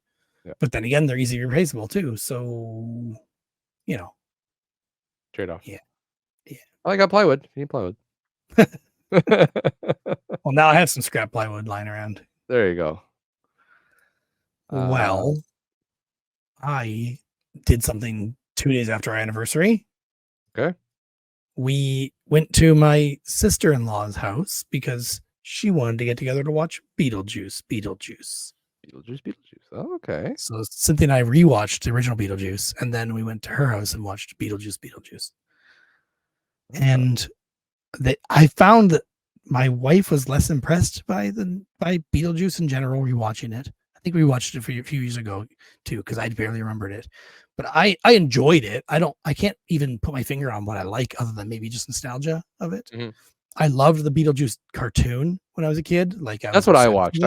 I've never, even Oh, to this day, never seen the movie, but I you remember the still cartoon. haven't? Okay. I still, so my plan is to watch it this year. So we're Yeah. we're recording this a week before Halloween, and so like Yeah. all my Halloween watching, I try to save for like the last. I try to do it during the week, during the month, but this month is just going to be basically all last week of October. So I'm not going to have a lot of spooky movies to talk about. But And you've continue. been talking about them in November. Yes, exactly. We're going to have Halloween 2.0 in November. So Well, the new the one plan is to watch was Beetlejuice decent next week. too. The new one I felt like it did a good job. Catherine O'Hara was hilarious. Okay. I should have expected it, but I think she did a good job. And the movie itself was pretty decent. It watching the old one, it feels like not a lot actually happens, and everything you remember is, or if you remember references to things, it's the whole movie. Basically, the reference is the movie kind of thing. Like, So that can be good and bad, right? Like, yeah, yeah. yeah. Too many references There's can. no surprises, but the new movie is kind of the same, but they did a good job, I find. Okay. Yeah. All right. And I would watch another one. Beetlejuice. Yeah. I did it. They could easily do another one. And I think that I saw a quote from what's his name saying he'd absolutely do another one. Like, All right. it's just fun to do and Keaton. easy Yeah. to do. Yeah. Fun. And that was fun getting together at my sister-in-law's house for us to all watch a movie together. The kids actually went to the basement and watched something else while we watched upstairs with the oldest kid who's like 16 or 17 now. Okay. 16, I Yeah. think. So Yeah, she's got her painter's license, so she's 16 at least. I want to see that. The kitty And then garbage. after Beetlejuice was done, then she put on Matlock, the new show. Matlock. Nope, haven't seen it. You I know haven't the old seen Matlock. I though, know the right? old one. I've never seen the old one, but I know of it. Yeah. So this is just them doing a reimagining, I guess, with a tribute to or like a nod to the old one. They bring it up all the time, Okay. but it's a different person. It's what's her name from oh my god. Why I can't think of it. It's on like 30 VHS tapes I recorded. The Say something wrong, so people have to correct you. movie Say, with the guy who she yeah, keeps sick. She keeps him sick and injured just to keep him. isn't that Stephen Kathy Bates? King. Stephen King. Yeah, Kathy Bates. Yeah, yeah. What's the movie though? I don't know. But... no. Don't say it. Tell us in the comments. Seriously? I can't even remember it still. Misery. Why did I think it started with an S? Anyway. So Chisery. she's the main actor or actress person playing in Matlock. And it was only one episode out before. So we only watched the one episode. But it was fun. It had some twists that I kind of called going through it. It doesn't help that my sister-in-law said there's a twist, and then I'm like, okay, I get the twist already, like halfway through the movie or halfway through the show. But there's a second episode out now. I need to go watch it. I haven't yet. Okay. I have quite a list of things I've watched. Man, it's gonna be you. You again. You got nothing or what? I have a few things. It's been a busy month, man. All right. I started watching an anime show because the podcast I listened to, Tadpog recommended it. It's Frieren, Frieren, Beyond Journey's End. And it's basically like it picks up at the end of what would be a D&D campaign where this ragtag group defeats the enemy and stuff. And then it's like the woman of the group, the mage, is an elf, and she lives for like, she's already like 2,000 years old, and it's basically like trying to say how insignificant everybody else is in her life as a whole, but at the same time she's learning how actually significant and stuff they influenced her. It's neat. It's kind of going nowhere. I've only watched 5 episodes so far, though. It could just be a slow burn. I think it probably is. Like, they literally, one episode, they're searching for a flower.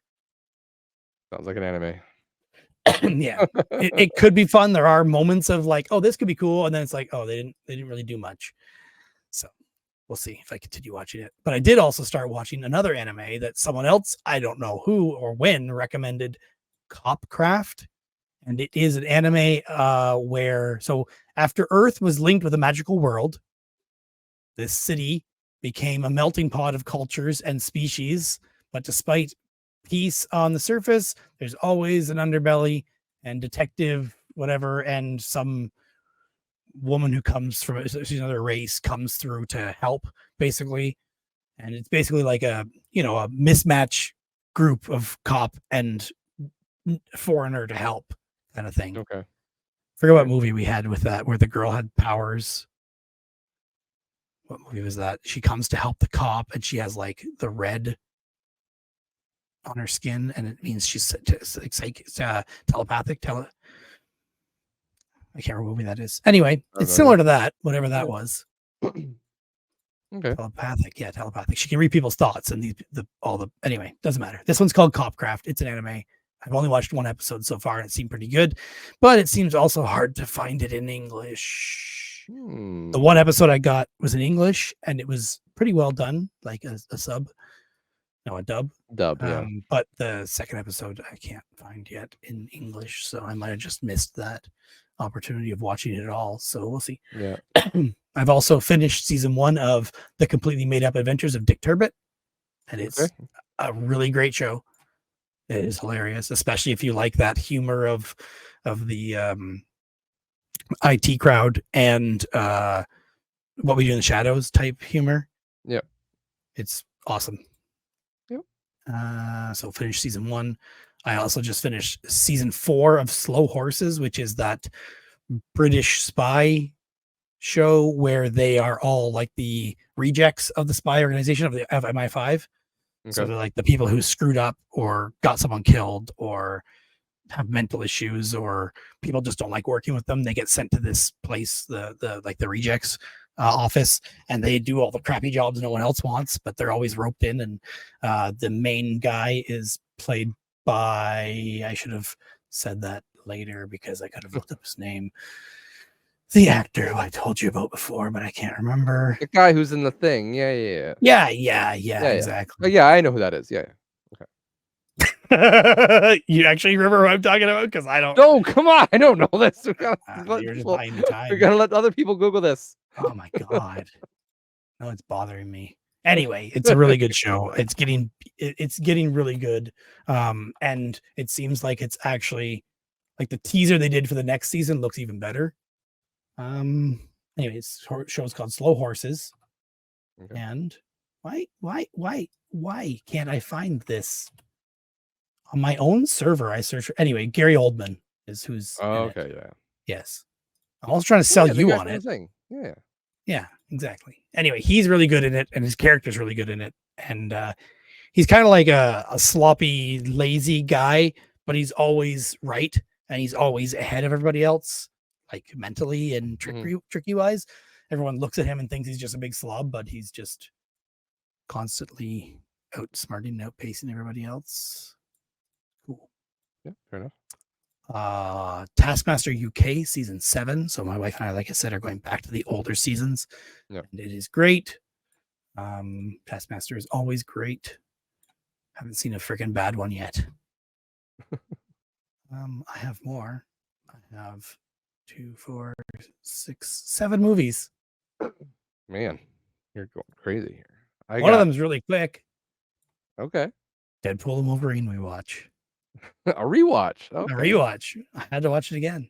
Fair enough. I didn't pick up anything that I missed before or anything like that. Okay. So I was hoping to notice something or jokes or something like that that I didn't notice the first time, but I didn't really. I probably watched it while I was working anyway. So Probably, yeah. yeah. Okay. Yeah. I haven't done a rewatch yet, so we'll see. Okay. You want me to keep going?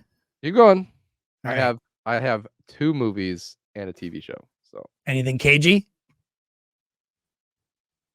Okay. I got nothing cagey. All right. good. I'm catching up Tonight I one at a time. watched. Sorry?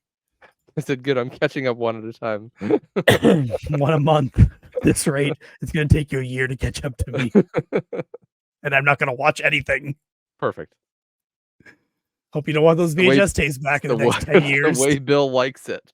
Yeah, exactly. No cage. So tonight, with the wife and kids, I watched Perfect Bid, The Contestant Who Knew Too Much, a documentary from 2017 about the guy who knew Price is Right prices. Oh, okay. And Yeah. he played, but he only played once, but he helped other people a lot, including the guy who got the perfect showcase price. He helped him, even though the guy denies he got help. It's a pretty interesting documentary, especially near the end where they kind of introduce that guy. But it's pretty cool. Also, just to see Bob Barker interviews, and the producer of the show was pretty cool. He was on the show for a long time as well. I feel like I've seen this, or I've seen version of it, because I remember watching a documentary. Maybe it was on Vice or something about this. Yeah. Well, this one's definitely showing that guy's point of view, the guy who helped everybody and kept track of the scores and stuff.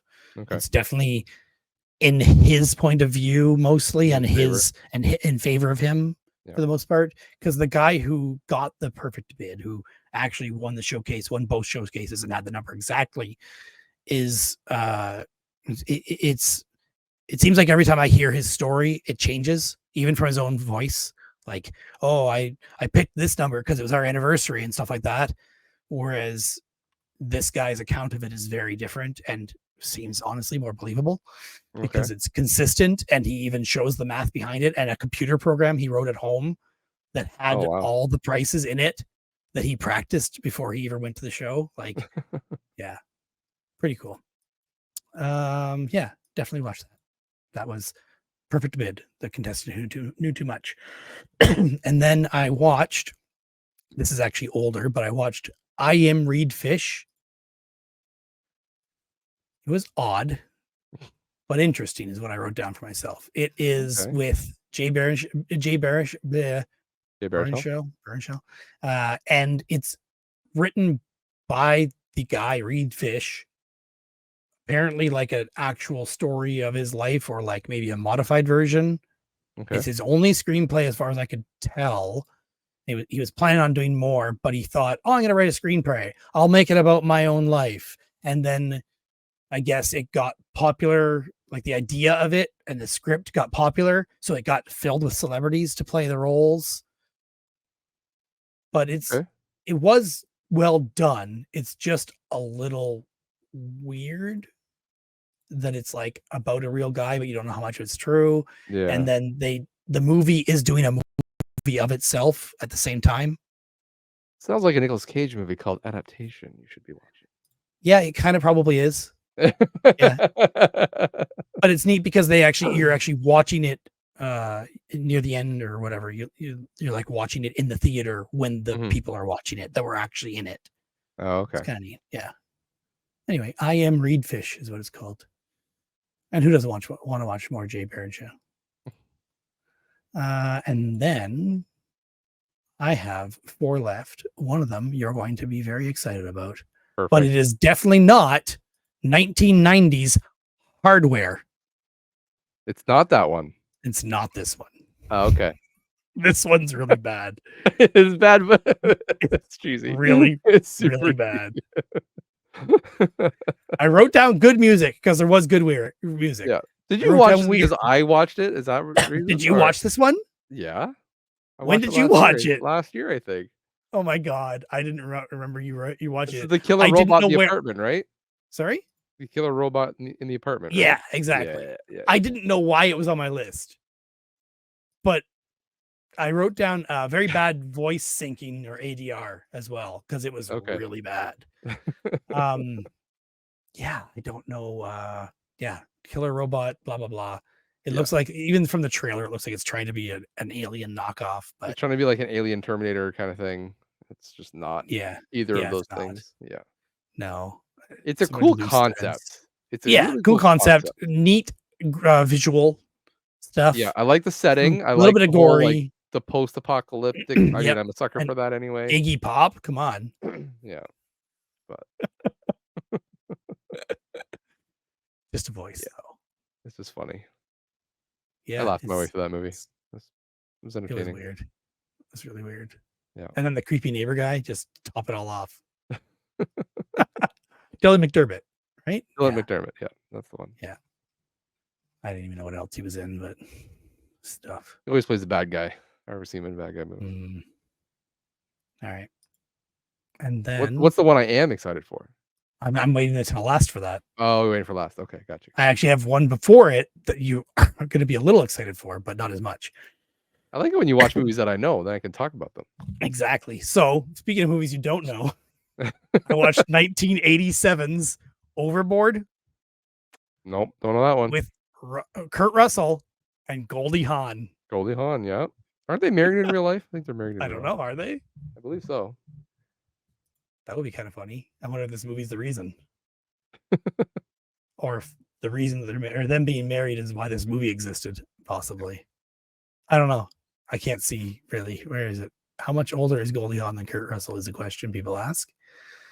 Anyway, so in this movie, she's rich and he does a job for her of like installing a closet on her yacht. And then she falls off the boat and loses her memory. And then he finds out by seeing her on TV. He's like, I know that lady. She was a jerk to me. I'm gonna get back at her, tell her she was my wife, make her help me raise my kids. And then they fall in love. Got her. Yep, got her real good. Got her real good. Yeah. It wasn't a bad movie. There was definitely times where it was pretty funny and heartfelt as well. So Okay. yeah. Kind of sounds like 50 First Dates. Yeah, kind of similar because the memory loss and tricking Yeah. her and stuff. Yeah. But it's definitely its own thing. Okay. And 1987, it's pretty early. All Good right. year. Is it? Mhm. So I have two more. All right. One you're gonna care about. So let's bumper. You got one thing? No, what do you have? You have two things? I've got a movie and I've got a TV show. What do you want to hear about first? Let's do the TV show first. TV show. Okay, this is the good recommendation, by the way. This is the good choice. So I've been watching an Australian show for all our Aussie listeners. I think we have two. Is they'll it be proud. Taskmaster Australia? It's not. It's not. I watched a show called Mr. In Between. Okay. This is like the surprise hit of the year for me. This was sold to me purely on YouTube clips. I see a couple Oh. here and there, and I'm like, oh, that looks good. That looks good. And I'm like, all right, if I'm just gonna watch the show. The show is available on Disney Plus in Canada. The Oh. first two seasons, but there's a third that's not available there. I think on States it's on Hulu, maybe. Um, anyways, it's all available on my Plex if you want to watch it there. I do. It's based off of excuse me. It's based off a movie called The Magician, which I haven't seen yet, but is also added to my Plex. No. There's also a movie called Mr. In Between, but I don't know if it's the same thing. I don't think it's the same one. This is basically like if you took Dexter and crossed it with Barry. Oh. That sounds Yeah. great. It is That sounds great. really good. It's really good. It's basically a criminal for hire guy named Ray, and he is like just juggling life between being a crook, being a hitman, and making sure he has time to take his daughter to school. Okay. And what's nice about it is that they're like 20 to 30-minute episodes. They're quick. They 26. don't waste time with like when you watch an hour-long show, there's a lot of like establishing shots, and we got to show drama, and we got to do whatever. In Yeah. this, it's just like boom, boom, boom. He's like, "Oh, I got to do this." Next scene is them doing it. "Oh, we got to go over here." Next scene is them there. Like they just cut. Okay, now we're here. Now we're here. Now we're here. Like boom, boom, boom. Let's get through this show. Let's show what's happening. It's supposed to be like kind of like a slice of life. Like here's what's happening. Here's what's happening. Here's what's happening. Um, so in that sense, I like it because there's no wasted time with a 27-minute show. You don't have time to waste. And the other thing I really appreciate it is how real it is and how decisions have consequences, lasting consequences. If you take Dexter, he screws up somewhere, but by the end of the season, everything will mostly be okay. He'll be all right. Same with Barry. Like he's out of control. So how does he deal with it? By the end of it, he mostly has it okay. Like he'll have a bigger problem, but he'll solve this problem, that kind of thing. Whereas this is just like, oh, like if you kill that person, that has lasting effects, and how does that affect the rest of the show? Okay. So that part's been cool. It's not It's only 6 episodes, probably because the it's first Australian. season is only like 6 episodes, yeah. So, um, I also like how in control the main character is. Like when you talk about like Dexter, he's struggling like mentally, like this double life kind of thing. Yeah. I don't know if I should be doing this, blah blah blah. Same with Barry, like he's just out of control, and it's just watching him spiral, Yeah. basically.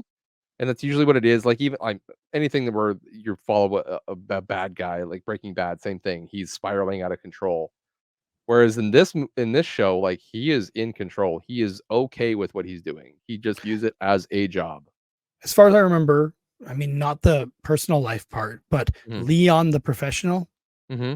that movie, wasn't that similar where he's just in control and it's just the story of He still him had doing he his still had thing? demons that he was fighting with. Okay. I He can't still always remember. yeah It's been so long since I saw it. I just remember really liking that movie and thinking yeah that I liked that part of it, but I don't yeah. remember the He still demon had part. demons. He still I think we talked about like having to not remember people, or Mm, he can't sleep. He can't sleep sitting or laying down. He has to sleep in a chair, okay. stuff like that. And so he has to be taught by Natalie Portman, how Okay. to kind That of makes change. sense. That's what I mean. Like same kind of thing. Where this Yeah. is just like Ray is just like, yeah, I kill people. Yeah, that's my job. I'm good at it. Okay. He just sees it as a job, and he's good with it. He doesn't. Yep. So, um, it's really good. I had a day off this week, and I burned through the first 2 seasons when I could have been doing other things, but I was like, no, I started this. I gotta finish it. I haven't started season 3 yet, so I don't know what happens, but I'm sure in the next week or 2 that'll be finished up as well. And it's only 3 seasons. They decided to cut it after that. So, not gonna stretch it out and make it suck. Drive it into the ground like most shows. Yeah. It's not, well, it was FX, was that what I saw? Yeah, it's FX. So it's called Mr. In Between. A lot of Aussie slang too. I had to figure out a couple of things, but by the end, Oh, yeah, it's good. it's still bothering me. I can't think of that name of that TV show or movie that I was thinking of before that has a cop with a telepathic helper and the whole race of people. Oh, you know what? It's probably an episode of Black Mirror or something. Maybe. That's my guess. Black Mirror or one of I those think there's a shows. new season of Black Mirror coming out soon too, actually. Is there? I'm behind on something. We talked about that a while ago with you never watched the Philip K. Dick, did you? It's on my Plex to watch, but I need How's that helping you watch it? I did All go right. to watch it the one day, and I'm like, oh, these are all 480p. I had to delete them all and go download the That's 1080 pretty funny. versions. It is a good looking show, so you definitely Yeah, want to so I was look like, at no, it. I gotta get full Yeah. HD on that. So I did Wow. re-download it again in 1080p. I have the whole season. You should start watching it. I should, but Do you know what then I watched? Mr. In Between took it. Go and watch Mr. In Between. If I recommended Yeah, I have anything, to. if I recommend even the people listening to the episode, go and watch Mr. In Between. It's fantastic. I plan to now, but Okay. It doesn't help my watch list that I You might wanted to you could watch. probably even watch that with Cynthia. No, There's a little kill bit her. of, like, As soon as I see he's a hitman, she'll be like, no, no, but he's no, humanized in a doesn't way. matter. She won't. Okay. There's killing for money. She won't. Um, It doesn't glorify it. she won't. Doesn't Okay. matter. Alright. It's really hard to get her watch stuff. I watched 2024's Mhm. Hellboy, the Crooked Man. Is this the animated one? Nope. Oh, okay. Live action Hellboy just came out. Jack Kessie is Hellboy. No idea who that is. Yeah, me neither. I gotta start looking up. Clackety clack. He was in Deadpool 2? I don't Hmm. know. The Outpost, Intruders, Yeah. Claws, Blood Brother, Stained. I don't know. He's Yeah. been in lots of things, Yeah. and he didn't do a bad job in Hellboy. It just still wasn't quite the same as having either Ron Perlman or David Harbour.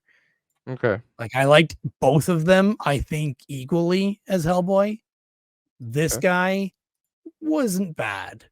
It didn't pull me out, but it wasn't the same. He didn't have the no fucks given attitude quite the same as they did. Yeah, that Hellboy's supposed to have, Yeah. yeah. Yeah. Yep. But it wasn't bad. I wrote down it's not the same without either David Harbour or Ron Perlman, and obviously budget was lower.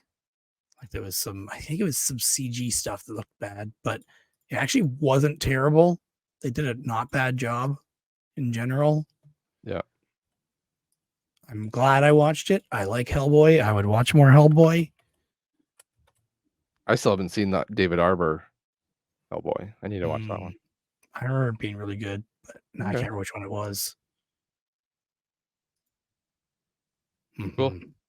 Yeah, I need to watch more Hellboy. I remember liking the Ron Perlman one. I watched the cartoon too, and it was good. Okay. I can't remember which one it was. 2004, 2019. 2004 is Ron Perlman. 2019 is David Harbour. Yeah, but Yeah, say the it was pretty 2019 one was recently. pretty good. Sorry? That was 2019. Man, time flies. I felt like that was Yeah. like 2 years ago. No. It was 5.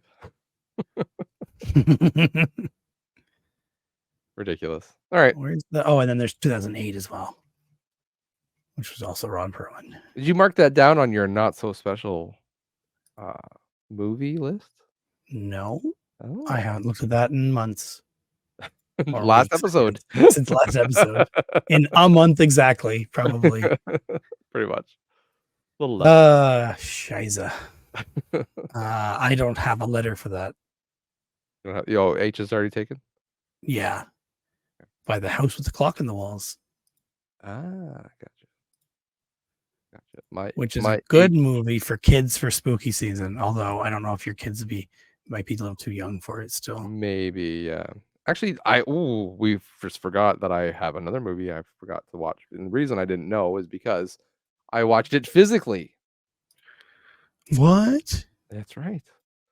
But before we do that, I have my H movie that I had already was Here Comes the Boom, and I'm going to replace it with another one, not because it's going to get me any more points, just because it's a better movie in a way. Hardware?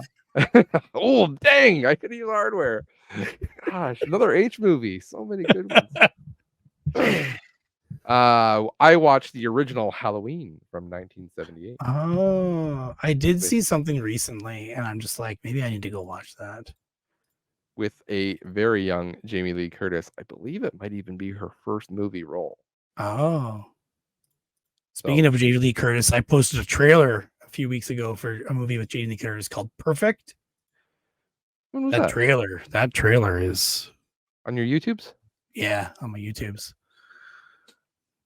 So this movie is directed by John Carpenter, who I generally like. I told my wife, I was like, we need to watch scary movies. It's Halloween. We got to watch a couple. So we've got our movie lined up for Halloween night, which I believe we're going to watch Silence of the Lambs. which she has been terrified of her whole life. She's been Oh, she grew up in a very conservative Christian home, and Silence of the Lambs was, like, very taboo, you don't talk about it. Um, bad, bad, bad, shame, shame, you're a bad human if you watch that movie. so So, 7 would go over really bad in our house then. probably, but never I don't think it ever Silence of the Lambs is just always, like, that cult movie that everyone tells you is bad, you Mhm. shouldn't watch it. I've seen it, and it's fine, I would consider it more of a thriller movie than a horror movie. Mhm. Not horror, but she Oh, seems I've never seen absolutely it. I've never seen the whole thing. it's good. It's a good movie. So, anyways, I'm convinced we're gonna watch Silence of the Lambs. But anyways, to start the Halloween thing with her, so I was like, "Let's just watch the first Halloween." So, she was a little bit apprehensive about it, but we did watch it, and I think at some point she kinda looked over at me, she's just like, "Why are you laughing at everything?" I'm just like, "First of all, it's 1978, so some of the effects are pretty bad." And I said, "We've seen all these horror tropes before, like, you're gonna see all, the topless woman has to be in the movie, right? The horror movie, it's gotta be a little bit, scandalous, right? Mhm. I said the kills are gonna happen either during or right after sex Yep. of a young couple, and that like, these things are just like these are horror movie tropes, they happen in every horror movie. So, when these things happens, I just start laughing, and she's just like, "Why are you laughing at people getting killed?" I'm like, "'Cause they're stupid, and they deserve to die." We watch these movies because you wanna see stupid kids get killed for their stupid decisions, and that's exactly what we got. So, I think Like she's Tucker and Dale versus Evil. exactly, but you can appreciate Tucker versus Dale until you've seen the other ones, right? Yeah. If you go straight into Tucker versus Dale, you don't know why it's funny. Yeah. So so yeah, we watched first Halloween. It's okay, not to piss everybody off, but it's fine. It's a fine movie. There's nothing special about it. The whole movie moves very slow. The whole time you're just waiting for Michael Myers to show up. That's pretty much it. Everything's pretty tame. So yeah, it's okay. Right. I need It's to fine. I want to watch at some point. You should. Just to have the reference, it's good to have. And maybe I've already seen most of it or parts of it. I don't remember, but Mhm. yeah. I was listening to, the Retro Nonsense podcast, and they were talking about some horror stuff, and, even, um, Duke was talking about watching the Terrifier movies, which I don't know if you've listened to that episode yet, but anyways, I think I have so. I've downloaded the Terrifier movies because I'm like, "I gotta watch something really scary." I can't watch that with my wife. She doesn't like clowns, so she doesn't like body horror or gore, so it's not gonna be not gonna be for her in any way. But we'll see what happens. Do you want me to do one more? Or Yeah, you I got only have another one more, and you're okay. definitely gonna wanna hear it. I convinced my wife, I'm like, "We also gotta watch some scary movies with the kids." Quote, unquote, "scary movies." So, I believe it was last Friday night, we I brought the kids down, I opened my brand new pair of 3D glasses, and we watched a 3D movie called Paranorman. Paranorman. Paranorman, yes, Okay. 3D. Um, and it's just about a kid who can see ghosts, and he's got to Okay. save the town. Okay. It looks very Frankenweenie art style here. Yes, it is. Frankenweenie is another one I do wanna watch. I It's good. okay. How is it for kids, Frankenweenie? I think my kids got a little sad at one point. Actually, Okay. Paranorman's on my list, on my watch list. Is it? Okay. Frankenweenie, I remember my daughter getting a little bit upset about it at one point. Mhm. I think that the dog dies at the very beginning, I think. But other than that, they enjoyed it. Yeah. Now it has Okay. been years since we saw it, but Yeah. Um, yeah, Paranorman is good. It does deal with, like, very kind of mature-ish themes. It is silly, but mm, they do talk about, like, you see ghosts, people die, There was a witch they talk about, and you find out, not spoilers, the witch was a kid. And so, like, the Mm. townspeople in the 1600s killed a kid, and it became the Oh, spirit that haunts the town. So, interesting. if you think about it as an adult, you're like, "That's pretty dark," but I hope the Yeah. kids don't see that. So, in 3D, it looks pretty cool. I like the 3D. Well, A I lot of found that my famous wife and actors I in this too. pardon? A lot of famous actors in this too. I didn't realize. Yeah. Um, the I found my wife and I had to laugh louder and harder at things to try to give them, the kids, the visual cue, like, "Hey, that's kinda funny. It's not Mm. scary, because there are zombies that are chasing the kids around, so that part was kinda silly, but, I mean I think my oldest is at the point where he's overanalyzing everything, and everything scares him, whereas my youngest is just like, "Ha, that's silly, it's a butt."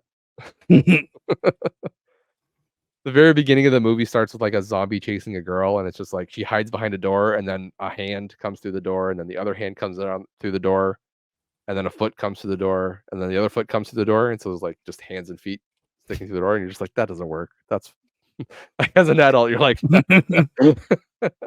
That doesn't physics. "It doesn't physics," but it's just funny, yeah. Or she's, like, screaming, she's like, "Ah," and the zombie's just, like, slowly lumbering towards her. Then she's just stopping. "Ah." It's still, like, lumbering towards her. Okay. I was like, I have to laugh so that the kids get it, that that's funny. Yeah. Zombies come out of the grave, and it's like hands, feet, and then a butt comes out at first, out of the ground. It's just like, haha, but That's kids funny. playing with dead bodies, also funny. Oh, it's terrible. It's great. I mean, They play it off as funny. That's actually my youngest laughed the hardest when he was doing that. okay. So, pretty pretty silly. But yeah, good movie. I know but my oldest has now been freaking out about things in his room now. He's like, "There's a picture that looks like a man with a bag on his head, and it scares me." It's like, "Okay, I gotta take that picture down, I guess." It's just a picture of a framed picture of a teddy bear. He doesn't like Oh, oh my god. that someone gave him, like a crocheted or whatever. So, it Getting is. scared of It is. everything. Yeah. Yep. Well, the last thing that I watched, which might have actually been one of the first ones, but I saved it to the end, 'Cause I'm supposed to like this one. was the 1992 classic, Oh. My Cousin Vinny. Oh, the best. I hope you like this. I actually convinced Cynthia to watch it. She would like it, I would think, Yeah, but it yeah. didn't take. We were sitting down. I'm like, we should watch something. Let's not watch our regular shows because I think we were upstairs in the bedroom and the kids were in bed early, or it was a weekend. I forget which one. And I'm just like, let's watch a movie. And I'm like, Josh didn't tell me I have to watch this. And she wasn't convinced right away. And then I think she saw Joe Pesci and Marissa Tomei, and she's like, okay, this might be all right, right? Okay. Uh, so the movie, I feel like it started out a little bit rough and campy feeling with those two, the younger guys. Yeah. And I'm just like, this feels like the start of like uh Weekend at Bernie's or something low budget and cheap. Mhm. And then when Joe Pesci came out, it kind of still seemed a little bit like that until I don't know if it was like he started understanding his role better or they just loosened up more, or what it is, or Yeah, maybe who you just knows? got used to it. I don't know, but it Yeah. just felt like the movie became a little more professional after that. Like Okay. the part with him sleeping and always getting woke up, like that kind of made it. I don't know if it was supposed to be just funny or make it feel more real or what it is, but something about that time in the movie made it less campy feeling than the earlier parts were. And the fish Yeah. out of water type scenario just Yeah. it felt so typical and forced, and then it got good. It Yeah. got really good, It got really and good, yeah. and it ended really good, like great. Yeah. Yeah, yeah. Yeah, I love My Cousin Vinny. That's a great movie. Yeah, I didn't expect it. I've always heard of it, but at the same time, in my mind, I think I always pictured it to be a rom-com or something like that. Okay. And I actually think I might have got it confused several times with Mickey Blue Eyes, I think is the movie. Oh, okay, maybe. Isn't that the one with the British dude, Hugh Grant? Isn't that Hugh Hugh Grant? Grant? Yeah, I'm Yeah. pretty sure it's a romantic comedy with him. Okay. Uh, yeah, we don't need to look it up, but I'm going to. But you Yeah, have that's the to. one. That's the one. It's Okay. exactly what I was thinking of. Okay. James Caan and Hugh Grant Okay. and whatever this girl Well, is. it's definitely not that. No, but I think when I hear the name of it, I've confused it with this because Right. it's like Okay. the Italian family thing. Okay. Yeah, Yeah, it's great. yeah, So my cousin totally different. Vinny, I don't know if you've looked this up, but my cousin Vinny, I think is the courtroom setting and arguments and everything is so realistic they actually use it as demonstrations in law schools. Really, I believe so. that's surprising Yeah. because the movie feels silly at times. I think well, it is. It is meant to be. But like the way that they structure an argument, I Okay, think. The way that you build up to it and that kind of stuff. I can see that with the last part for sure. Mhm. I'm not saying they use the whole movie. I don't know what parts they Yeah, that's use, what I'm but yeah. curious. If they'd used the Yeah. part about the tires, that would make a whole lot of sense. But Yeah. yeah, Yeah. Great. I'm glad you liked it. Did Cynthia like it? yeah, she did. I don't Okay. think she liked like the same things. You know what I mean? Yeah. But she liked it. Okay. Yeah. Hey, that's high marks if you and Cynthia like a movie. Right? High marks. Because you guys Yeah, don't like anything. exactly.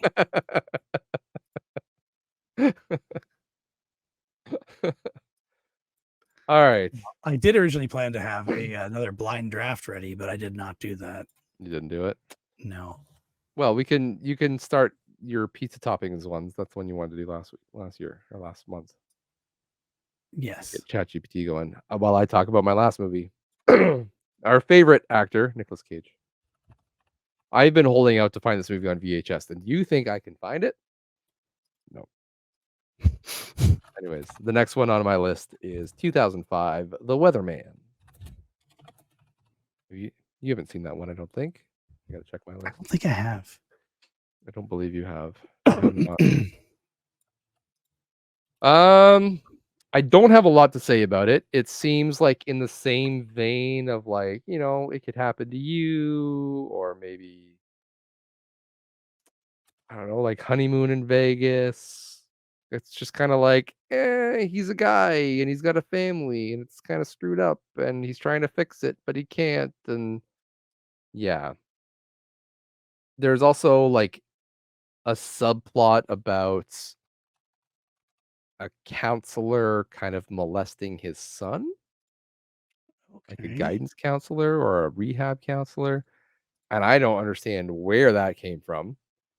Um, but his son is played by Nicholas Holt, which, if you remember last year, I believe they acted in another movie together, Nicolas Cage and Nicholas Oh. Holt, called Renfield, which I know you've Oh, seen. that guy. Yeah. But Okay. this was like, and I believe this was Nicholas Holt's like one of his earlier roles. He also played in About a Boy, I believe, also with Hugh Grant. I've never seen it. Okay. I have seen Warm Bodies, which he was in. Okay, yeah. A love story about a girl falling in love with a zombie. Zombie, yeah. Yeah. It's so funny when you see people like you're suddenly aware of someone and then you realize, "Oh, they were in all these movies that I've also seen, and I just never paid Yeah. I didn't attention realize he was in Mad Max Fury Road. I didn't realize he was in X-Men Days of Future Past. I've never to seen that." that. Yeah. He's also the voice of John in the Garfield movie in Ooh. 2024. Don't think I care about that. You gotta watch it. Your kids will want to see it. They were, yeah. My wife was like, "Let's take them to the theater to watch Garfield." I was like, "No. I'm Let's not watch it at spending home. $100 for them to go see Garfield." Anyways, Nicolas Cage, I've marked The Weatherman as a B because he is a single dad or he's a single man trying to be a dad, and in his attempt to connect with his son and daughter, he's got some pretty cagey moments, and those parts made it. Otherwise, it would have been a C, but I was like, I got to give some cred to the cagey, so Okay. I'll give it a B. So, All right, I'll watch it at some point. Never. No, I will watch it at some point. It's a Cage movie. I really got to go on a tear here because like Yeah, I you do. You got to catch up I to me. really wanted to get to Ghost Rider this month. We can watch things together if you caught up. It's true. I am probably going to jump ahead again. I did it last year because of Renfield. I jumped ahead and watched a Nicolas Cage movie for Uh-huh. Halloween. I'm probably going to do that again You'll this have to year. watch Massive Talent. Yes, we still need to watch that. Yes, for sure. We're getting there. You could come over and we could watch Ghost Rider because I'm probably gonna jump ahead to Ghost Rider and probably Ghost Rider 2 this next week just to get those because it's Halloween-ish. TikTok. TikTok, yeah. And then I'm probably gonna also jump ahead and watch Longlegs. Oh, you're gonna watch that without me? I think they're actually re-releasing it in theaters. We could get so many points. Yeah, but do I So actually many. want to see that in theater? Why not? Isn't it a horror movie? I feel it's like Silence of the Lambs. It's like a thriller horror movie. You're like Silence of the Lambs. I do like Silence of the Lambs. They call it psychological horror. Yeah. So I don't know if it's playing in our area, but I saw a thing saying it's being re-released in theaters. So I will have to check. Anyways, we can do that off air. I'd almost do it just because it's Cage. And that's why, because you're gonna get theater points, new movie points, I and hate Cage points. watching movie theaters sometimes. I hate watching movies in theaters sometimes because it's a waste of fucking money. But fun. I could probably convince Craig to come along as well. You still haven't watched Sympathy for the Devil. Come on, man. That's a good Halloween one. Which one's that one? 2023, Sympathy for the Devil. I've watched it. You haven't? No. Well, that's way later. It's 2023. Yeah, but if you're going to watch something modern. I know. Also, Dream Scenario will be. You haven't watched Mandy yet? Come on. That's in the spirit of Halloween as well. That's true. Yeah. You didn't rank it. No, because I got to rewatch it. Oh, you got to rewatch it. Well, there you go. I got to watch it again. Actually, if you come over, I have Ghost Rider 2 on 3D Blu-ray. So we could get some extra points. Nicolas Cage 3D Blu-ray new movie. That would be quite a few points too. What's 3D Blu-ray even rated for points here? I think it's rated. I think it's 2. I think it's 2 points. It's not more than Blu-ray, is it? Yeah, it is. It's more than Blu-ray. Yeah, Blu-ray is 1 point. 3D Blu-ray is 2 points. So it'd be 2 points. I gotta bring my 3D glasses over. No, you're gonna use the big. I've got extra. Yeah, we're good. Yeah, Blu-ray 3D Blu-ray would be 2 points. New movie. You don't even have 3D Blu-ray listed here. It's not even in here. You're making stuff up now. What do you mean? It's not in the list I have, which is the old copy of the template. Oh, I have it. Yeah, it's there. It's there. I'm writing it in. Streaming is 0 points. Movie theater is 5 points. That's what I'm saying. Nicolas Cage is an extra 2 points for that, plus a new point movie, so that's 3. So if you watch the Nicolas Cage movie in the theaters, that's 8 points. That's a lot of points. That's a lot of points, considering a Nicolas Cage VHS is worth 6. Is 3D movie in the theater more than that movie in the theater? Well, I would add an extra point for a 3D movie. Yeah, sure. You would? For a 3D movie in the theater? Yeah, I don't know if I watched any of these 3D. I don't think so. What did I watch? I don't think you're really even doing 3D in theaters anymore. Big Shark. We didn't. I could have been 3D. That should have been 3D. Let's be real. That should have been. Oh shit! That was fun. All right. I have a blind draft. All right. I can't say this is going to go good for sure, but are we both doing? We're both doing this, or am I just me? I think we're both doing it, right? Okay. All right. You got to write out number 1 to 5. Here's the thing. We're going to have very different opinions on toppings, though. Yeah, do them separate. We don't need to do the same list. Oh, okay. I thought we were doing the same list. All right. Let me get a note. No, we don't need to do the same list. Unless it's fun to that way. I don't know. People that's what we did last. Argue. That's what we disagree. did the last one, was we both had to have seen the movie to rank the movie.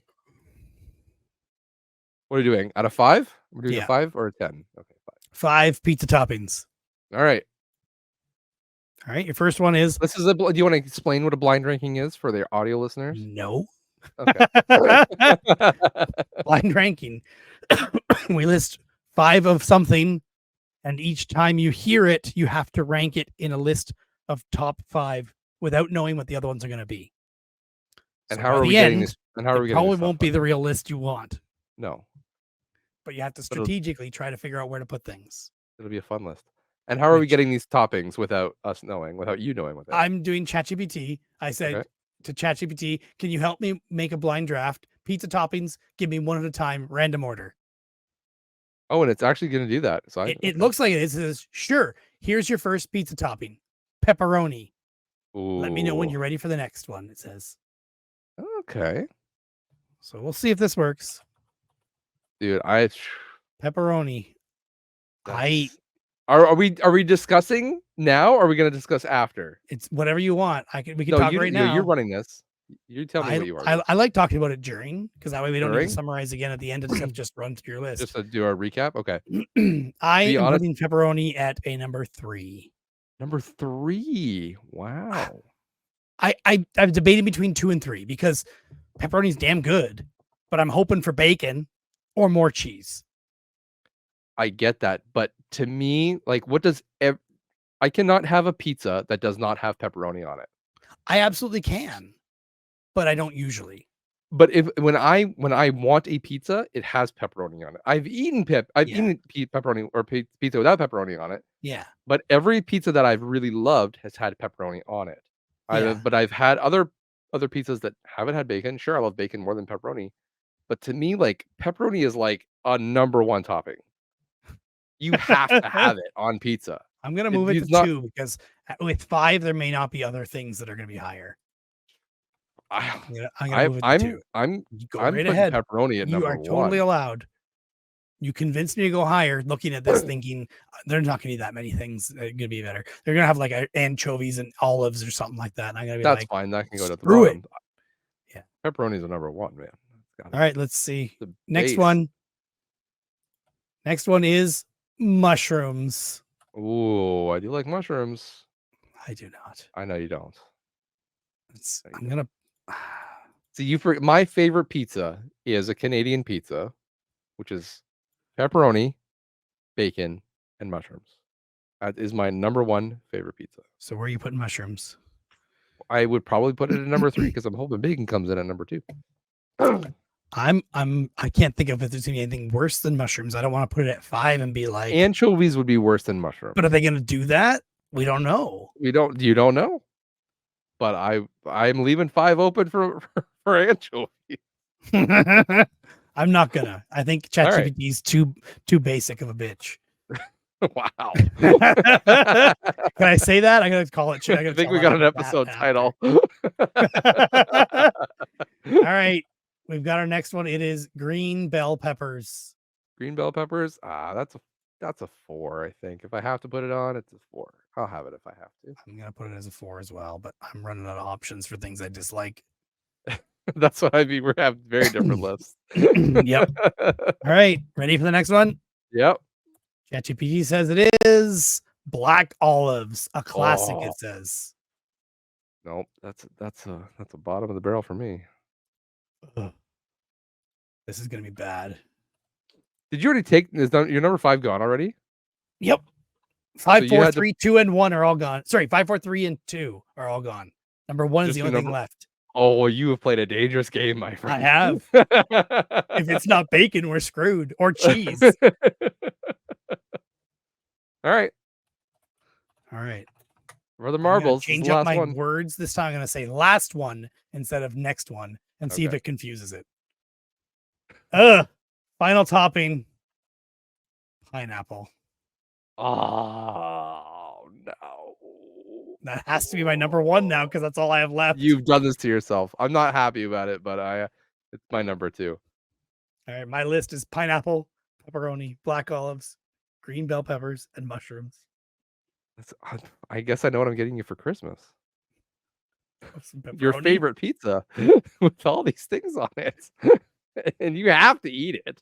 I would rather eat black olives than pineapple. I think it's been a while since I had olives, but I would rather eat pineapple than I don't red think I've olives. ever eaten black olive. I've eaten a couple and I've hated every one.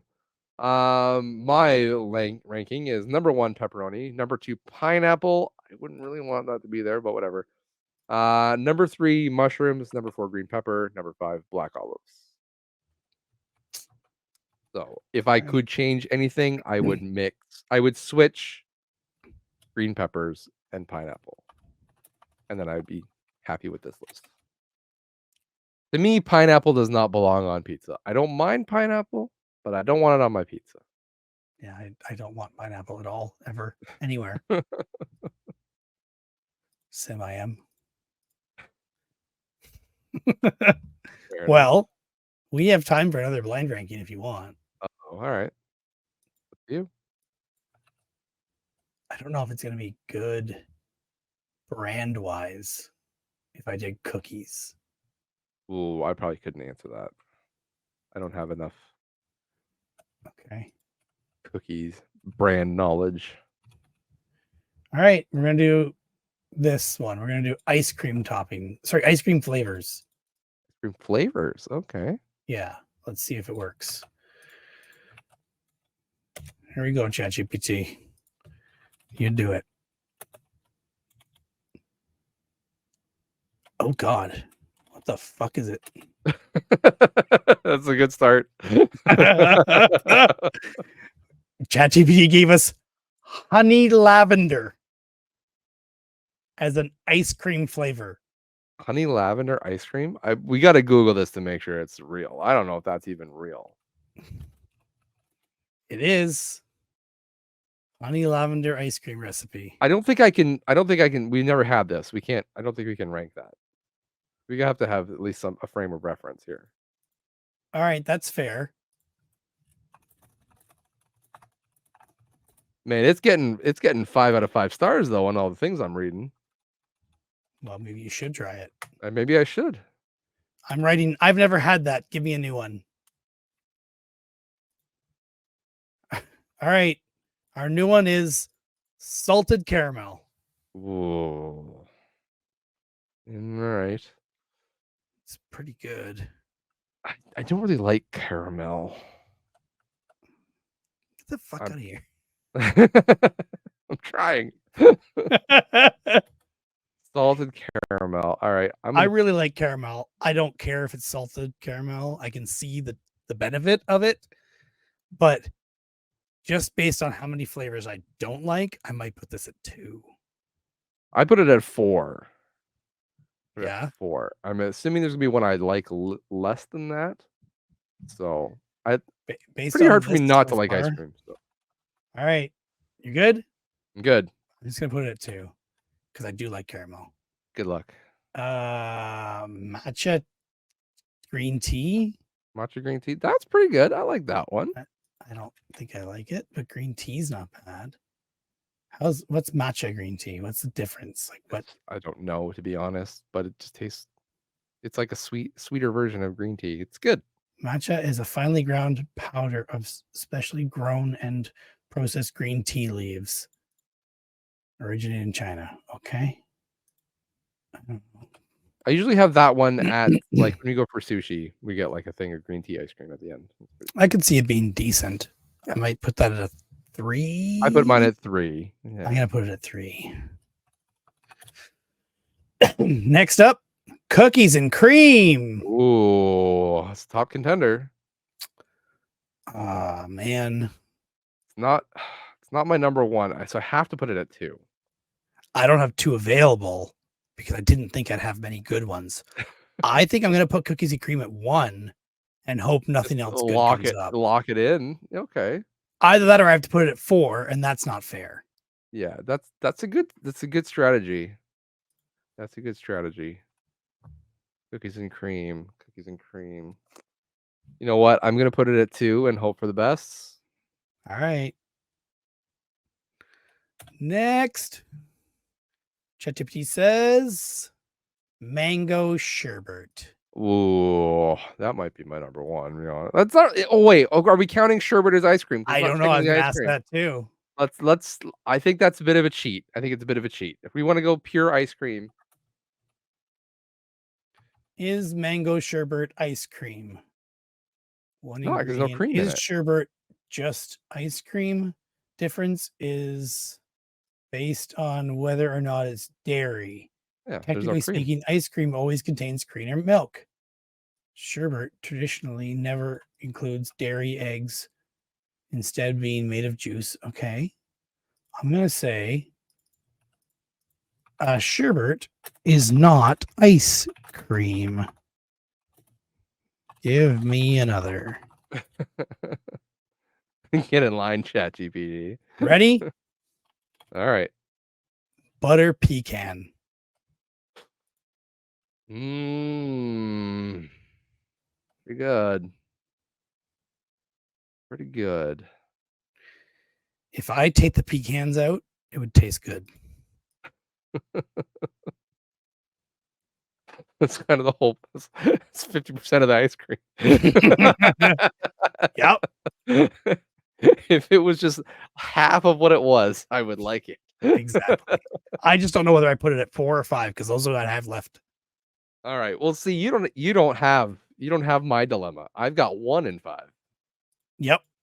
Like you would see. It's not my Okay, fault you butter. put yourself in that scenario. What is it? Butter pecan? You said butter pecan. Yep. Butter pecan. Oh man.